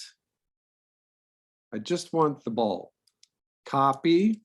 And now all I have to do is use my right arrow key to go to the copy, go to the next drawing. And paste and just reposition. And right in this part, I'd be able to use that little tick right there, which is fine, but it's actually rotating a little bit. But let's just see how it looks. The idea is timing and spacing. So we're going to copy it from this position and do the same thing, arrow over. Now it's not behaving because I'm selecting in the timeline. I'm not selecting on the stage, or I'm on the stage, but I'm not selecting in the timeline. So I'm going to manually go here and paste it and just move it over. And I really don't need to copy it again. I could just go here, paste it. So one thing that I want to do is I want to make sure that the shaft is pointed right towards the center of the ball. So if I go back here and I select my little, oh, I'm not doing that correctly. Hold on. If I do this, then you can see that the center of the ball probably needs to be adjusted just a little bit. So let's look at this one too. That one's okay. It looks like it might be, does everyone understand what I'm looking at? When I select my ball like this, I can see that the center of the ball really should be aligned with the shaft. So let's take a look at this one. So on this, I'm going to paste, and the center of it's pretty much in the center. So I'm going to take this and I'm going to make sure that the shaft is pointing right towards the center. This one, paste. Actually, on this one, what I'm going to do is I'm going to select it just a little bit more evenly. It's hard to do this with a mouse. I should be using my stylus. There we go. So now the center is right in the middle. Copy. I'm going to copy it and I'm going to move this over. I'm going to make sure that that center point is right in line with the shaft. Copy it. Next one, paste, move it over. Okay. Next one over, paste. Next one over, paste. And I'm going to do this as quick as I can right now. And in case you need to review this, you can rewatch the video on YouTube. And again, I think that one of the even quicker ways to have done this was to take the ball and draw it on the shaft, but that's perfectly okay because we are going to make one more adjustment here. And it's something that I typically do is that I show you how to do this one way, and I'm going to show you how to do it another way so you can make adjustments, because in animation, it's all about making adjustments. You never get something perfect the first time. Very rarely do you get something perfect the first time.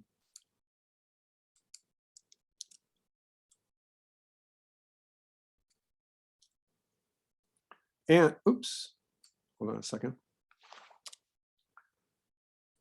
And you can see here that using 44 pieces of paper and drawing this over and over again would have been tedious at best.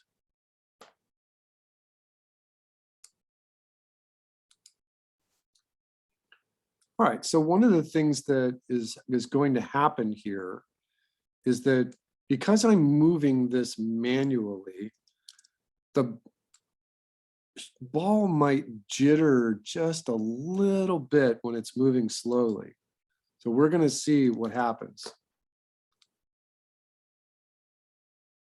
It might just shake around just a little bit.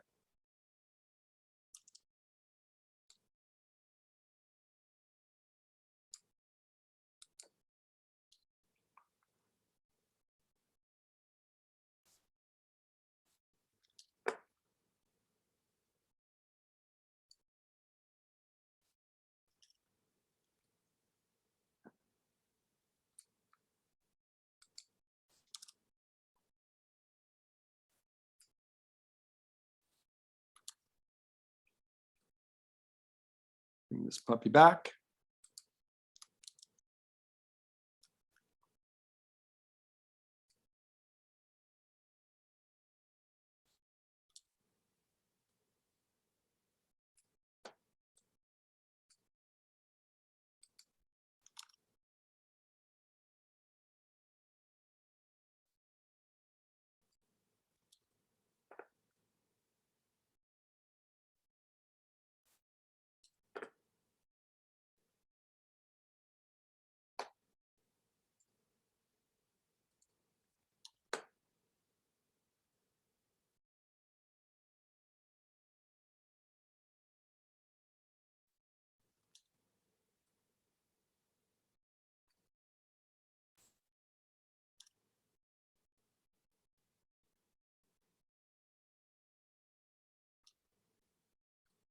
oops, oh, that one's in the same place that we copied it from. So I'm just gonna leave it right there.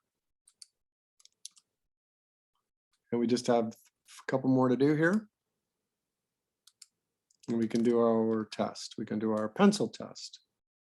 We can see if it's close to looking like a natural pendulum.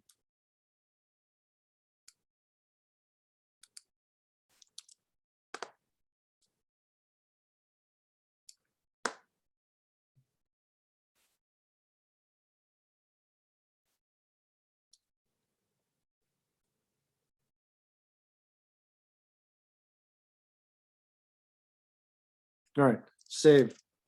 And let's see what this looks like. We're gonna wanna go from, we're on frame 83 right now, which is the first part of the on two. So we want to go frame 84. So playback range is frame 84. So frame 1 to frame 84.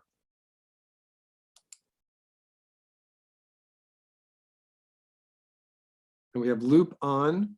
So let's just take a look at this. I think it's moving okay. I can see that the ball is jittering around just a little bit. It's nothing to panic about. But I also think that there's one thing that I would like to do, and that is that I would like to exaggerate. Oh, we'll go back to this. Exaggeration is its own principle of animation. So what I would like to do is I would like to exaggerate the timing and the spacing just a little bit by looking at the first couple of drawings here.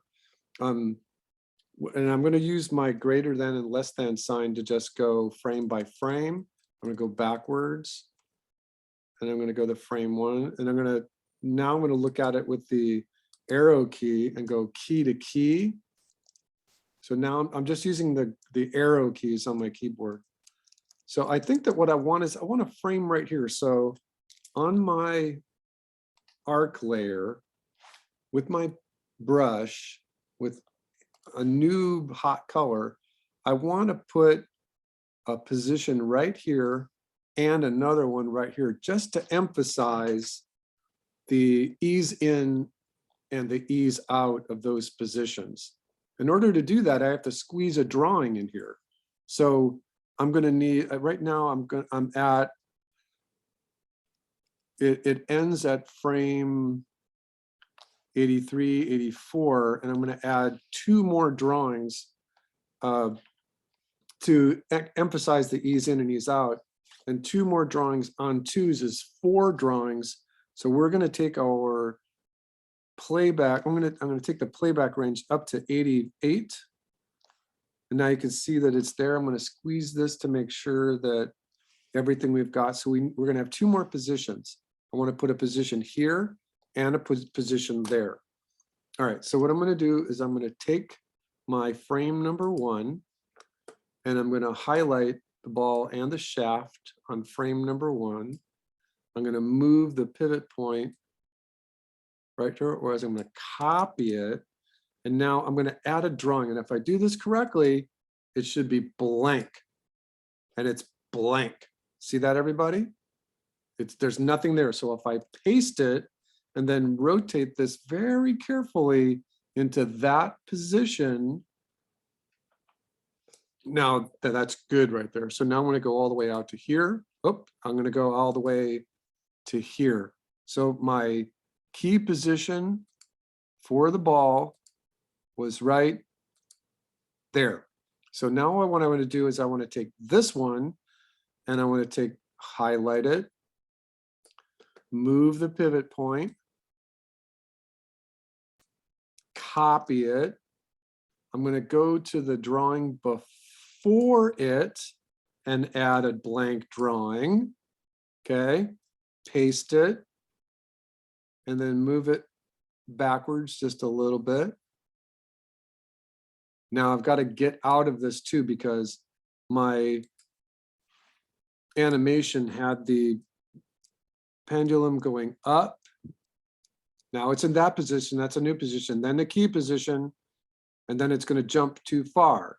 So I want another one right here. So I'm going to add another blank drawing and paste. And it looks like I've got to extend my range to frame 90.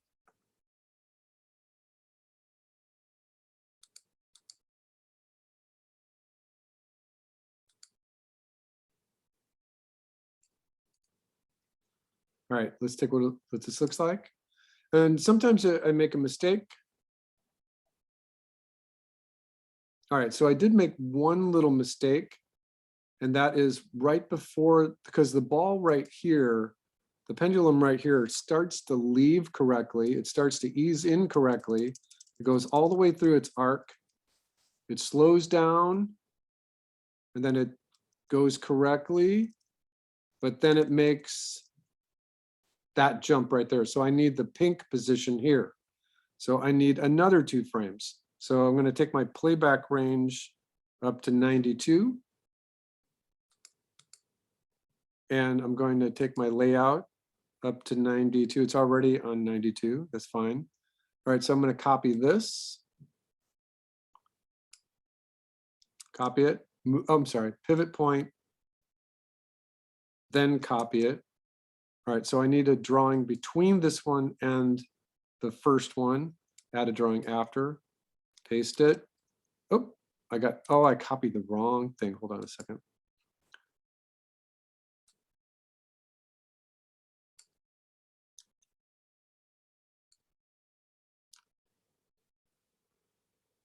And I didn't move the pivot point. All right, so this is one way to make your pendulum work. Right now we're on frame 91, and it lasts for 2 frames.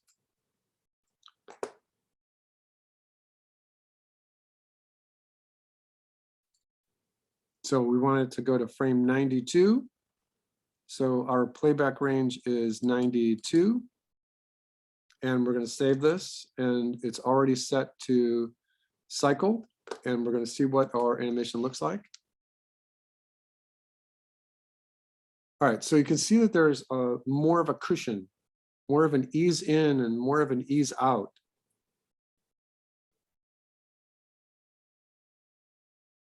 All right, do you see that, everybody? Everybody understand? I understand what you're saying. Okay, let me come back to the class. All right. In different computer applications, there's different ways to do this. You can see that what I did is I did the shaft and got the shaft working. It was easing in, it was easing out. It was moving okay. Oh, I got the ball in there. And because I put the ball in there, it was shaking around a little bit. So I did it that way intentionally to show you that there's different ways to do it, and different ways have their different pluses and minuses. For you, I think that you would draw the arc of motion, you get the positions working so that you know it's going to work. You know that there's lots of drawings clustered around either side and that it's moving faster in the middle. Make sure your pivot point, if you sometimes, in most of the applications, you do have a pivot point when you're moving things. Make sure it's in the right place, in the same space, so that the whole thing doesn't jiggle around. And then the other thing that I did was intentionally want to go back in and add those drawings at the beginning and the end, so it cushioned it even more. So what I have is pretty successful. Let me show you another way to make sure that your timing and spacing are going to be correct, doing it yet a different way. So let me do this. Let me stop the playback. Billy, can I ask you a question? Yeah, go ahead. Is this something you'd want us to look at, like reference videos of like pendulums for, or do you want us to just follow the directions from class and not worry about that? I don't think I understand. I guess, like, do you want us to look at reference videos to make a more realistic pendulum, or do you want? Okay. Well, this is a fairly realistic pendulum, and there's the internet is flooded with examples from students taking animation classes all over the world. There are cartoon versions, especially where the pendulum is only like moving this far. Like for instance, if you have a grandfather clock, that's going to have a pendulum in it, right? But the pendulum is only going to move an angle maybe of 10 degrees. And so it's going to move really slowly. You could do that, but I think that what this does is it gives you a chance to really see what the timing and spacing look like, because it's 45 degrees. You know what I mean? All right, sounds good. Okay, so you're welcome to try something out of the ordinary, period. You know, but let me do a different, an arc number 2 layer for you. All right, so I'm going to add another layer here.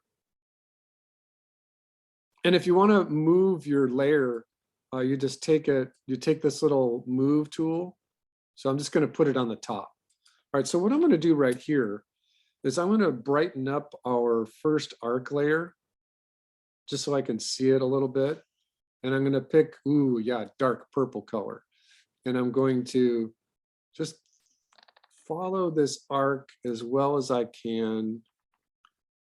This is, this should be a solid line, but this is like the most difficult thing to do, is to get this kind of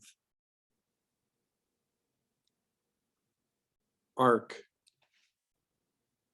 with your arm. All right, so now I'm going to turn this like all the way off. And I'm going to take my original pendulum down as well. All right, so on this one, you know, really these should just, it just should be a solid arc. All right, so this ends up being a key position. This ends up being a key position. This is a key position. All right, so let's talk about this just free form, because we did it graphically just a minute ago, but let's talk about it free form. If I have my drawing number 1 right here, now we know that this animation here is lasting for a total of 92 frames. So so 92 is 36 frames. Did I get that right? That's not right.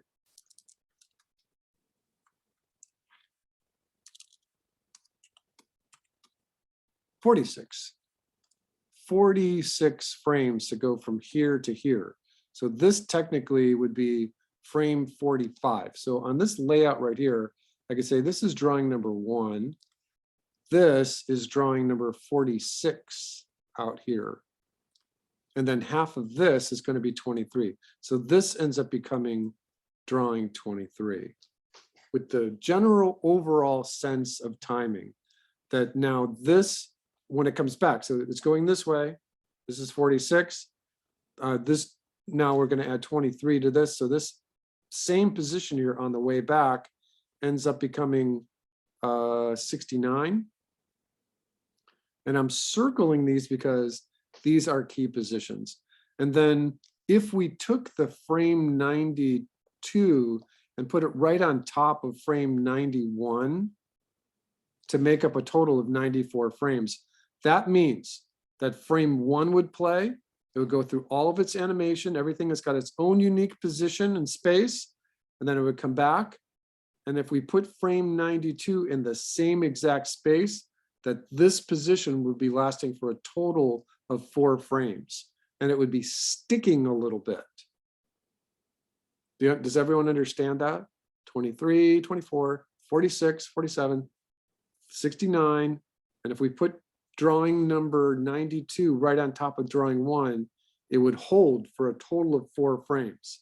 So we would want to make a little note to ourselves, delete it, or don't use it, because you don't want it to be on technically on 4s. But let's look at this in terms of our chart.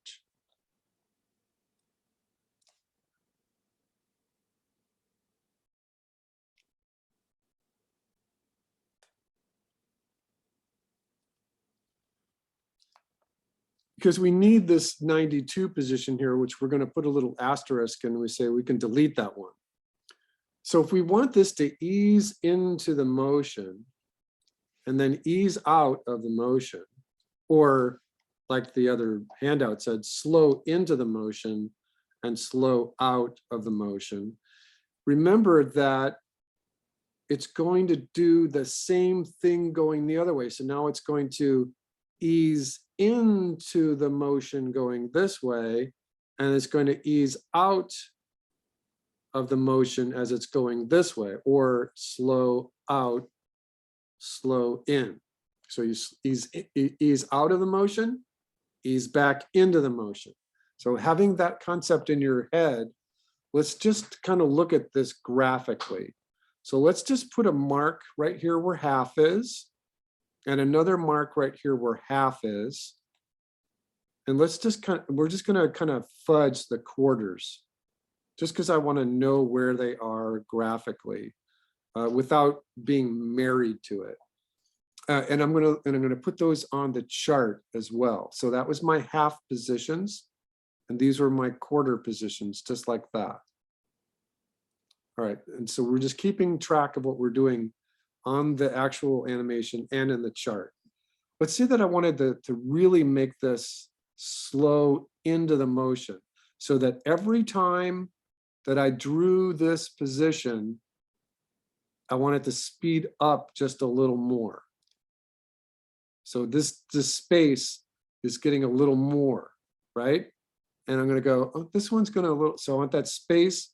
And the way I sometimes do this, I go, take this space and copy it with your pencil and add a little more. Oh, look, it's right here on the half. That's my half. This is my half. Does everyone see what I did there? So all I did was like added a little more. But before we do anything, let's count our frames. If this is frame 1, right, then this would be 3, 5.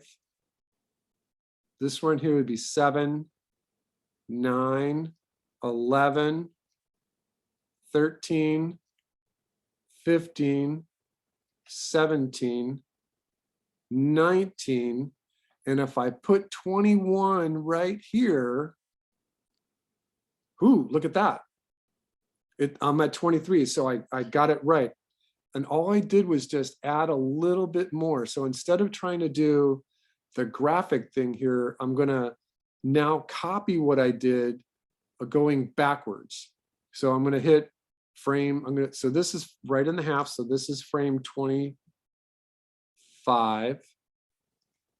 And then this is the half position, so this is correct, this is frame 27. Now I've got to get from 27 to 46. And so from this dot, which is the half, I'm going to look at this distance and say, well, let's take this distance and slow it down a little bit, right? So this is frame 29.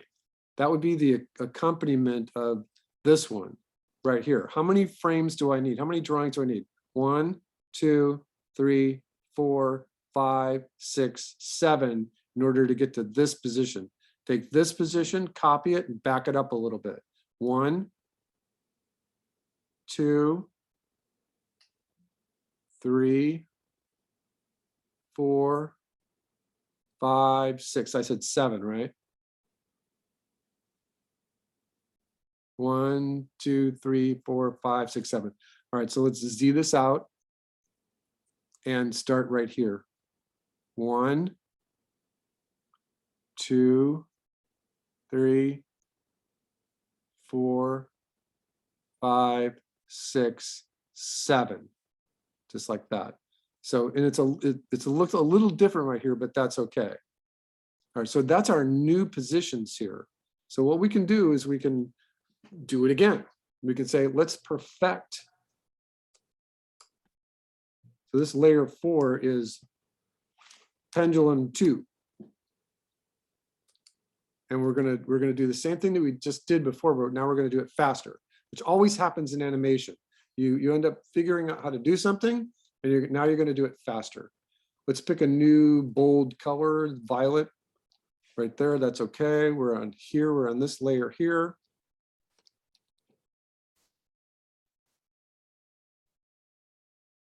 Right, and this is a tricky thing about the Mac version of Rough Animator, is that once you start getting lots of layers, you have to make sure that it's behaving. Like right now, it won't let me touch this. I'm trying to select this frame on my new Pendulum 2, and it's not behaving.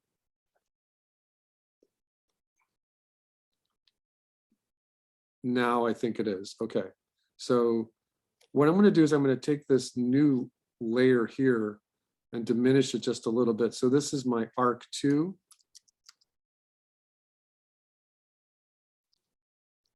All right.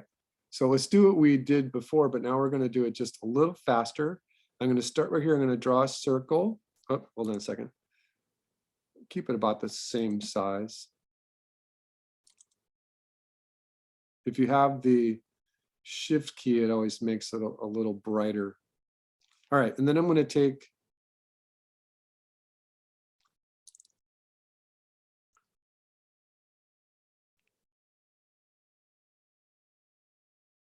all right, we're good. This is for 2 frames. We're going to select this. We're going to select this. Sometimes I have to yell at the program to work. We're going to move the pivot point. And we're going to copy it. So remember what we did here is now we're just doing it a little bit more organically. Copy it, add a drawing, paste. Oh, hold on a second. You have to actually click this in Rough Animator. Some computer applications, all you have to do is hold it. But for us right here, for right now, you have to actually click, click, click, click, click. All right.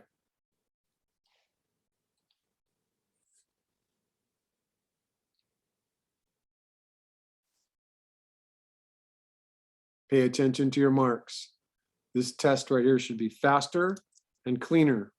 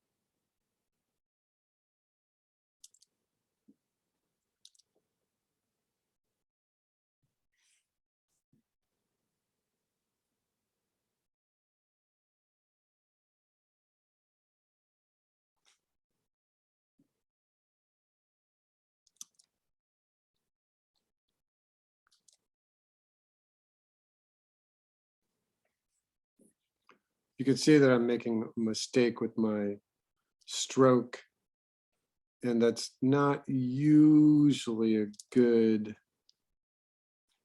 thing to do. And the reason for that is because positioning this pivot point, even just a little bit, will make it jump. Oh, just did it again. So again, what I'm doing is I'm trying to select the rotation, and it's sometimes it's just misbehaving.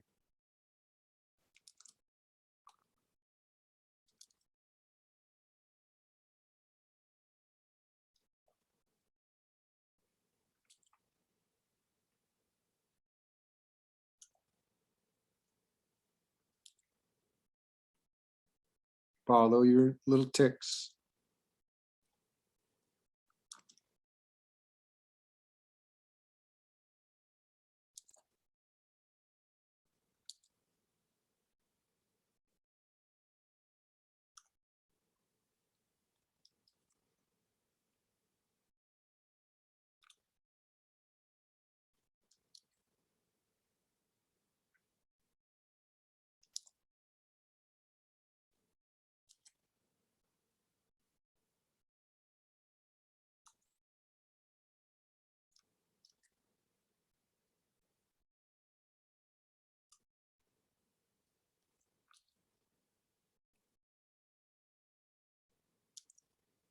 Now it's coming back. Now it comes back.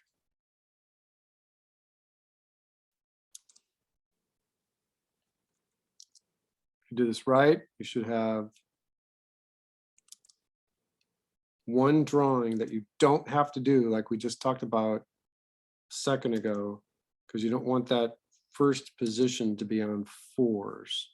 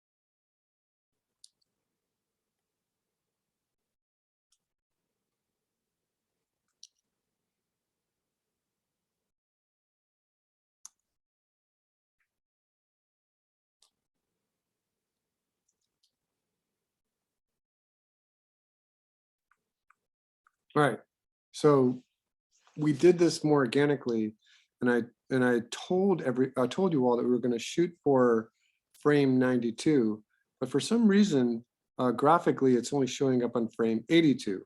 Let's see what happens. I'm just going to take this down to frame 82, save our project, and see what it looks like.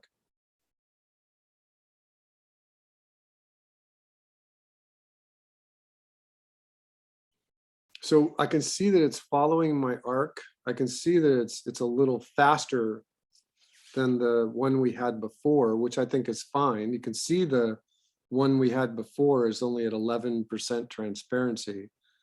And you can see it, it's like, and I know sometimes the playback on Zoom doesn't match frame by frame. Can you see this okay?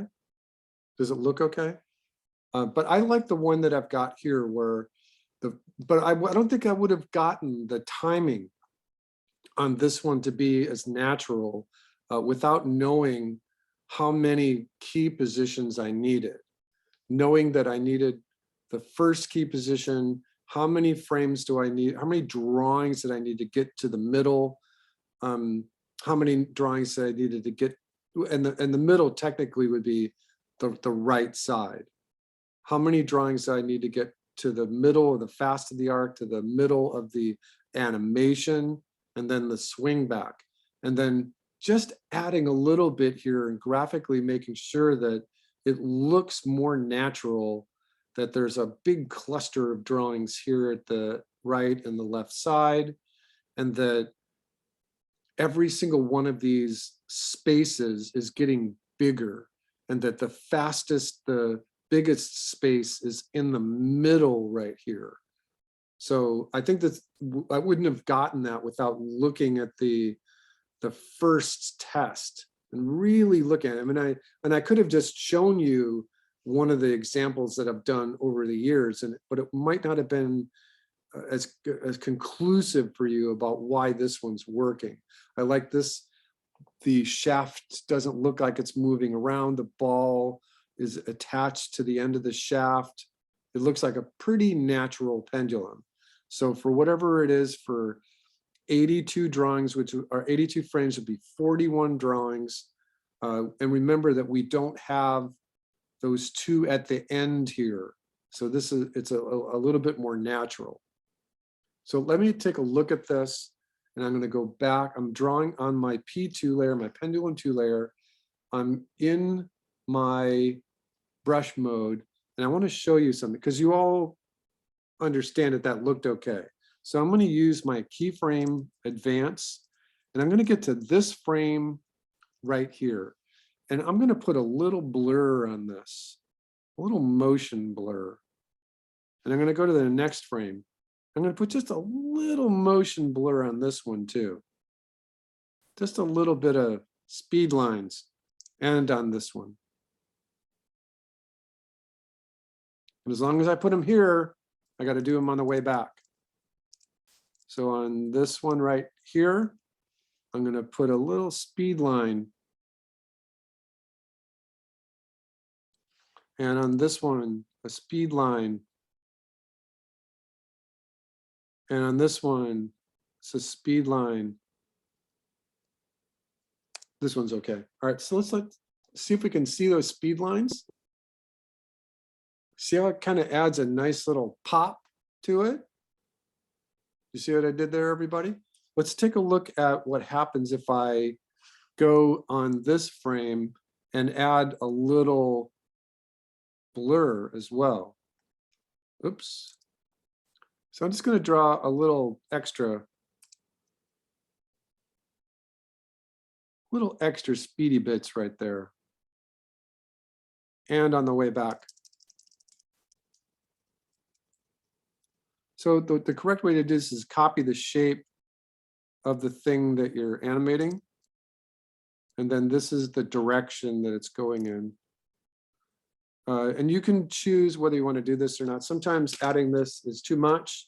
Sometimes it's just enough.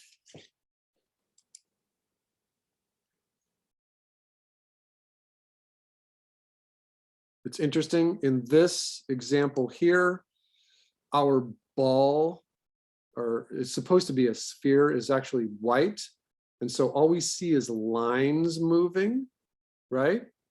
So what I'm going to do is paint it. And I'm going to paint it a slightly lighter color than the fill.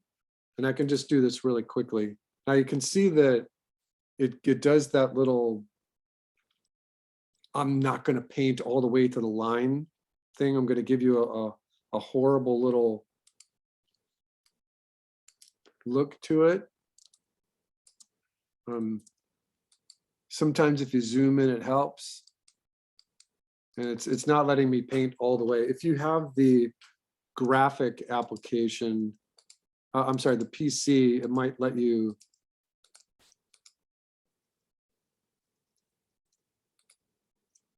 paint it a little bit more graphically, a little bit more cleanly. Because that's not the best aesthetic right there, having that strange little line in there. But the reason that I'm doing this is because a lot of times you're not going to see a thing called strobing. You're not going to see how much it actually flashes until you get it painted.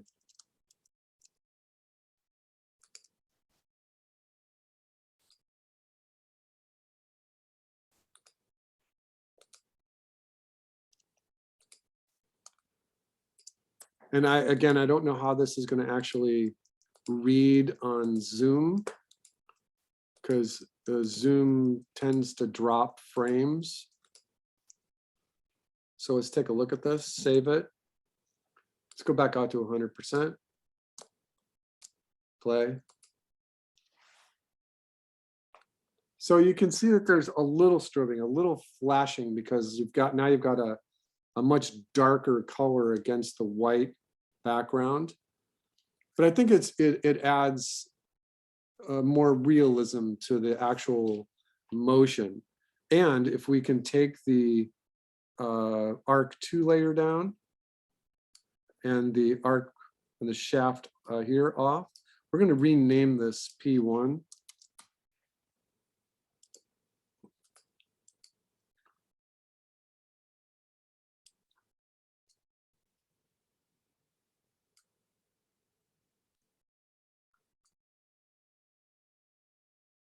It's funny, the 3% is showing up a lot.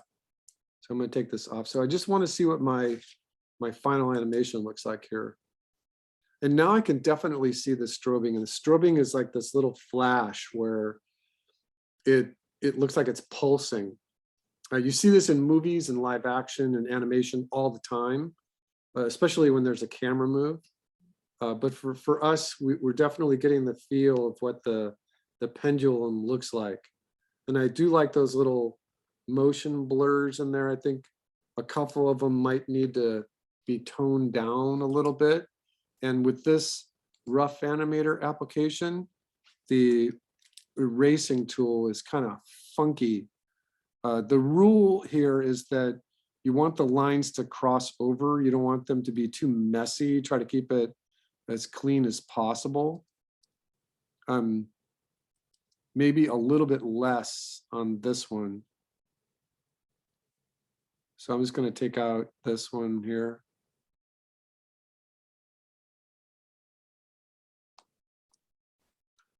Maybe a little less on this one. It's supposed to be slowing down. Come back.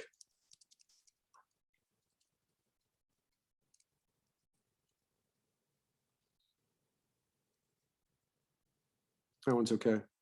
This one's okay. I'm going to kill this one.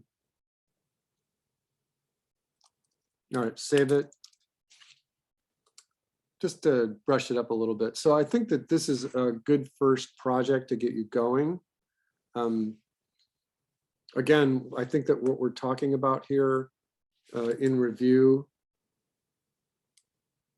let's bring our original arc layer back, just so that we can review what we're talking about and the differences of what we did. So we were talking about timing and spacing. Those are our two principles of animation. We were talking about the arc right here. And I don't know where I wrote the word arc, but we're talking about arc. And we added the word charts to the thing that we were learning. We were talking about easing in and easing out. And also the same thing about slowing in and slowing out. It's the exact same thing, just different words. Slowing in and easing out together are considered clustering drawings. So we're just reviewing. Again, going all the way backwards, you are working with 1280 by 720. Which is a 16:9 ratio. We did this so that our ball was, our pendulum, our shaft and our ball was nice and centered on the stage, so that the very top of the shaft was in the very graphic middle on the top. And after that, we talked about action safe, staying away from the edge, title safe, staying even further away from the edge. We talked about focal points and the rule of thirds, cinematic thirds. We talked about the focal points of those thirds being here, and you can see that our pendulum is hitting those two, the right and left bottom and right bottom, pretty cleanly. So it's in a nice, good place on the stage. It's not too big, it's not too small. Our final animation actually moved pretty good. It moved pretty realistically. We were on choose. And I'm going to Z back out of this in a moment because I'm actually on the wrong frame here. I'm drawing on this shaft layer right here. So I'm going to Z out of this. Apologize for that. I think the first thing I did was draw that. Okay. All right. So I wanted to be here. All right. Then we talked about on twos. So on twos means this, right? It means that every drawing that you're drawing lasts for 2 frames. If I took this thing out and made everything on 3s, it would move a lot slower. So let's save this. What I'm going to do is I'm going to Now, what I'm going to do now is I'm going to totally screw this up. Okay. You all okay with me screwing this up? Chloe likes this idea. Okay. So, and I'm not going to technically screw it up, but this frame one on our new arc layer here, remember that what we were doing was trying to emulate the idea of easing in and easing out. And I don't see too many people on my camera. Everyone okay? Everyone alert and awake? Right. So what I'm going to do now is show you another way to adjust this. So with everything on twos right here, I'm just going to take one more look at this and say, let's see what this looks like. I think it's looking pretty good. I think it's looking okay. But what we're going to try to do here in these last few minutes of our first day of Principles of Animation is really exaggerate the idea of easing out and easing in. And I'm going to do that by looking at the timeline. So down here, my timeline right now says it's for 94 frames. I'm going to click on my Arc 2 layer, which is dependent on the background, I believe. And I'm just going to add a bunch of frames. I'm just going to add like 8 or 10 frames or something like that. You see how it's bringing the background with it? And so I don't really care. I just want to add a bunch of frames to it because we're going to take this drawing and we're going to say, what happens if we put this on 3s? So I'm going to increase it to 3s. It squishes everything down the timeline, right? Saw what I did there? So now I'm going to use my right arrow key to go find whatever drawing this is. And I say it like that because I just added a frame to the first drawing. So I don't know what number that is anymore. Now I look down here in the timeline and I see it is frame 44. I'm going to add another frame to it. So now the right side key and the left side key are now on for 3s. And our duration of our playback should be frame 85 and frame 86. So let's take it to frame 86 and see what our animation looks like now.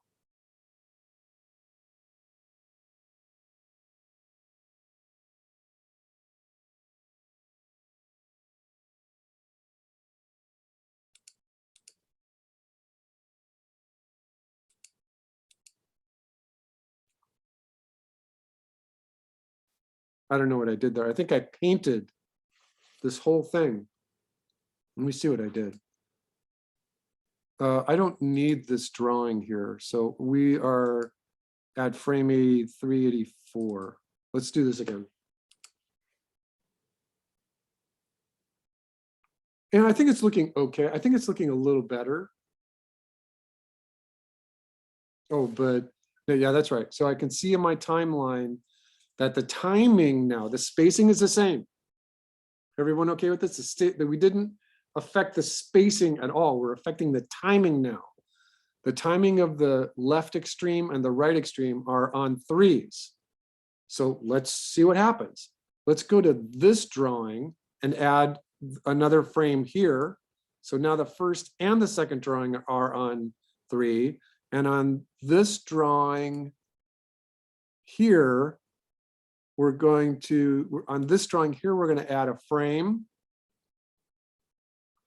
And then the drawing after it, we're going to add a frame.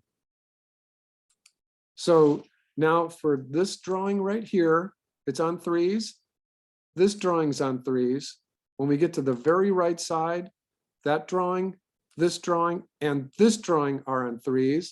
And as it gets back to this one, which is almost at the first key, we'll put this one on 3s too.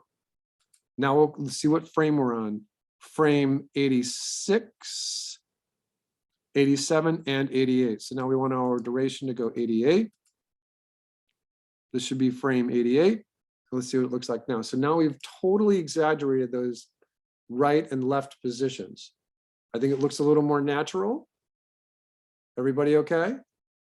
Yes. And I am going rogue here on you because of what we're going to do right now. when I see the position of the spacing of this key and this key right here, that's the very right side key, it's the middle. And I thought there was a way to color code this, but maybe I don't think there is. That's my far right extreme. If I look in the very middle, this drawing right here is supposed to be moving the fastest, right? What should I do to it?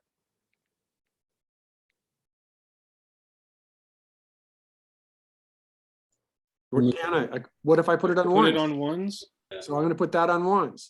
Then I'm going to go over here. I'm going to find the drawing that is its complement on the other side and put it on ones as well. So now I'm going to see where we are. This is frame 84, 85, and 86. So let's take this down to 86. And let's talk about what we did. We took our first two positions and extended them on threes. And then we took our right extreme positions and added all three of those drawings on threes. And then we put the very last drawing on threes as well. So then we took the fastest position in the middle of our spacing and dropped it on ones. This is going to look even better, I'll bet. Let's take a look. You can see that strobe right there, right?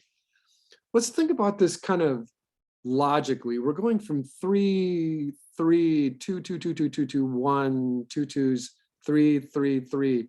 What would happen if we took this right or this left extreme and took it on fours so that it was just different? And we took the very right key and put it on fours as well. So now we go back out here and we say our duration is frame 86, 87, and 88. So now we're back up to 88 frames. Let's see what it looks like now. So what we've done is we've just taken the very first key and the very extreme key left and the very extreme key right and put them on fours. So we're going from fours to threes to twos to ones, then to twos, to threes, to fours, to threes. See it in the timeline right there? And I think it looks much better. What do you all think? Don't you think it looks pretty natural? We didn't affect the spacing there. The spacing is the same by where we moved our pendulum. We affected the timing down here in the timeline. And I think we can pretty much stop right there. We can say, take a look at this and say, it looks pretty natural. Let's get rid of our arc. Turn the playback back on.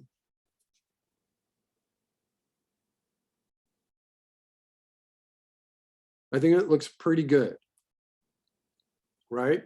So remember our steps, how we got there. So what I'm going to do right now is I'm going to stop this. I'm going to say File, Export QuickTime Video. You don't want to ping, you don't want to GIF, at least right now. And it's taking the name of your project, Billy B, Pendulum. Actually, this should be, let's leave it at version 1. It's going to go to the desktop and say save, it renders it. And so now before you would put this in the canvas shell, let's open this with QuickTime and see how it looks in QuickTime. Look, there's a little error right there. I did a little mark. Let's just set this for loop and see how it plays. Oh, we got that little frame in there. So what I'm going to do is I'm going to put this away and I'm going to throw the QuickTime movie away because we forgot to tell it where to render to. So this goes from frame 86, 87, 88. So let's do this one more time. File, export video, export QuickTime movie, export playback range only, and say save. Now let's take a look at it. This is, oh, I just threw it away. Sorry. Actually, what we could do, no, this would be fine. The playback range goes to frame 88. See it there? Frame 88, 86, 87, 88. So technically it should not be rendering any of these gray frames. So playback range is important. File, export video, export playback range only, go to the desktop, say save. And instead of throwing it away this time, let's just watch it with QuickTime Player.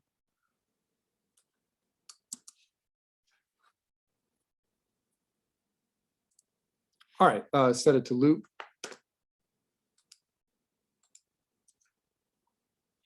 Except for that silly little mark I have there on frame 1, I think it's looking pretty good.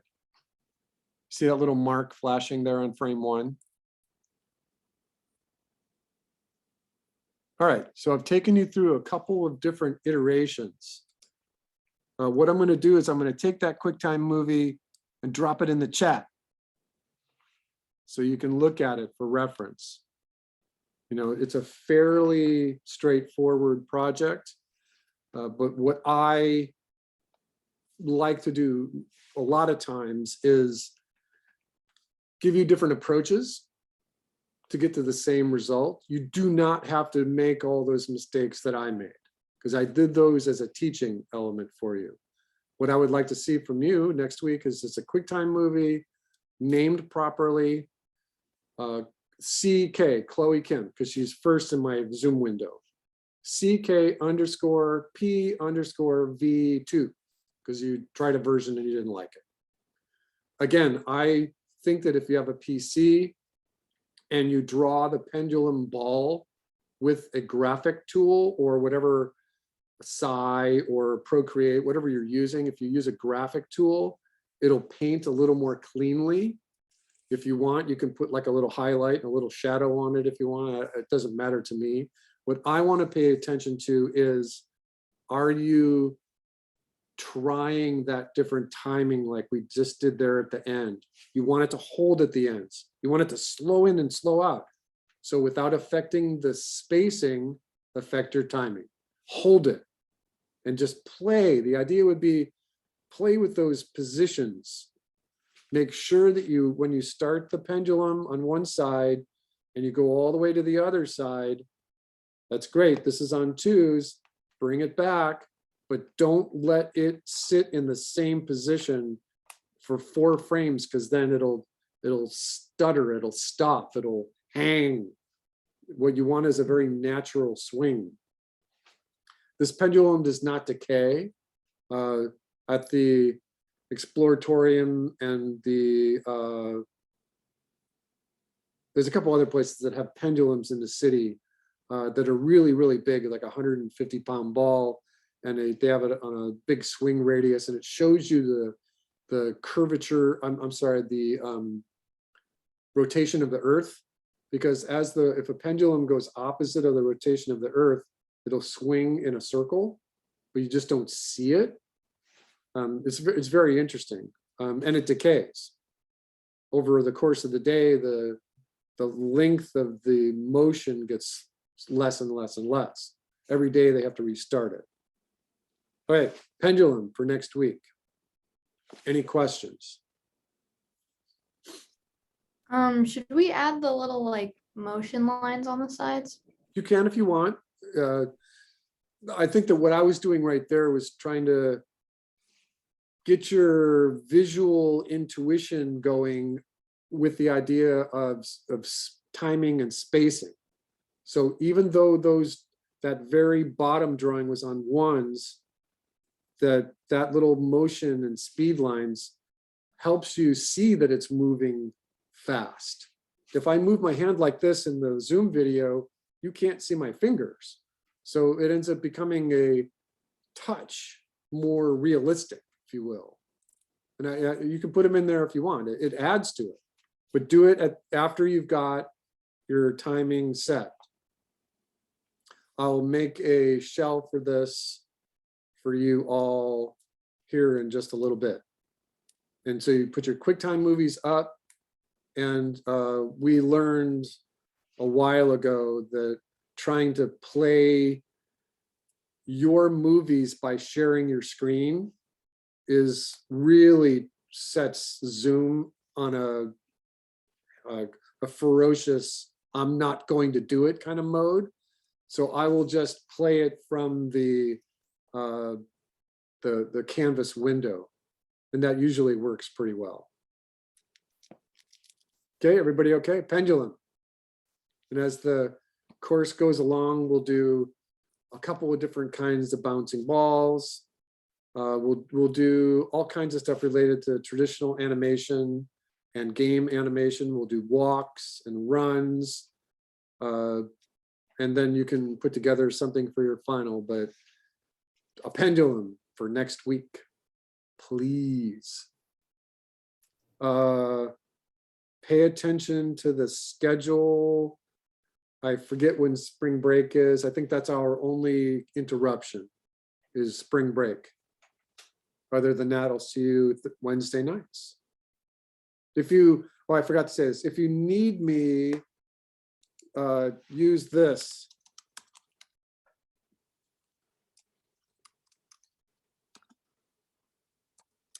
Here's my Yahoo address in the chat. It's the fastest way to get a hold of me. Yes, I do have my Kenyatta email open, but if wherever I am, I'm in different places during the day, during the week, I will see that on my phone, and then I'll know to reply to you faster than whatever time I might get to open up my Kenyatta email. So use my BillyB_44 if you need me for anything. Billy, the grapefruits at Stonestown are brilliant. You got to go buy a bunch. I'm like, I'm not doing it. All right. I'll let you out 2 minutes early. Quick question. Yes. So you mentioned that you post the classes on YouTube, like the recordings of the classes. Yes. On a YouTube channel, or are you gonna post that somewhere? Sorry, new to Kenyatta. Yes. What I'll do is when I stop the class, I'm going to say end, and it's going to take me about 30 minutes to convert the recording. And then I put that up on YouTube. And then I put a link to that YouTube in the discussion area every week. Oh, fantastic. Right on. Thanks for class. If you want to, you can subscribe to that channel so that you can always go to it. And you can see what I've done for all my other classes if you really want to. Absolutely. And I can see all the stuff you're following too, because we were. Yeah, exactly. So 2 years of Zoom instruction. But you will see a link every week in the discussion area for what we had just gone over. Fantastic. Well, thank you. Have a good night. Hey, you're welcome. All right. See you next week, everybody. Good night. If you see Bye, me, thank if you. you see me burying things Thank in your you. front yard, that's not me. All right, ciao for now.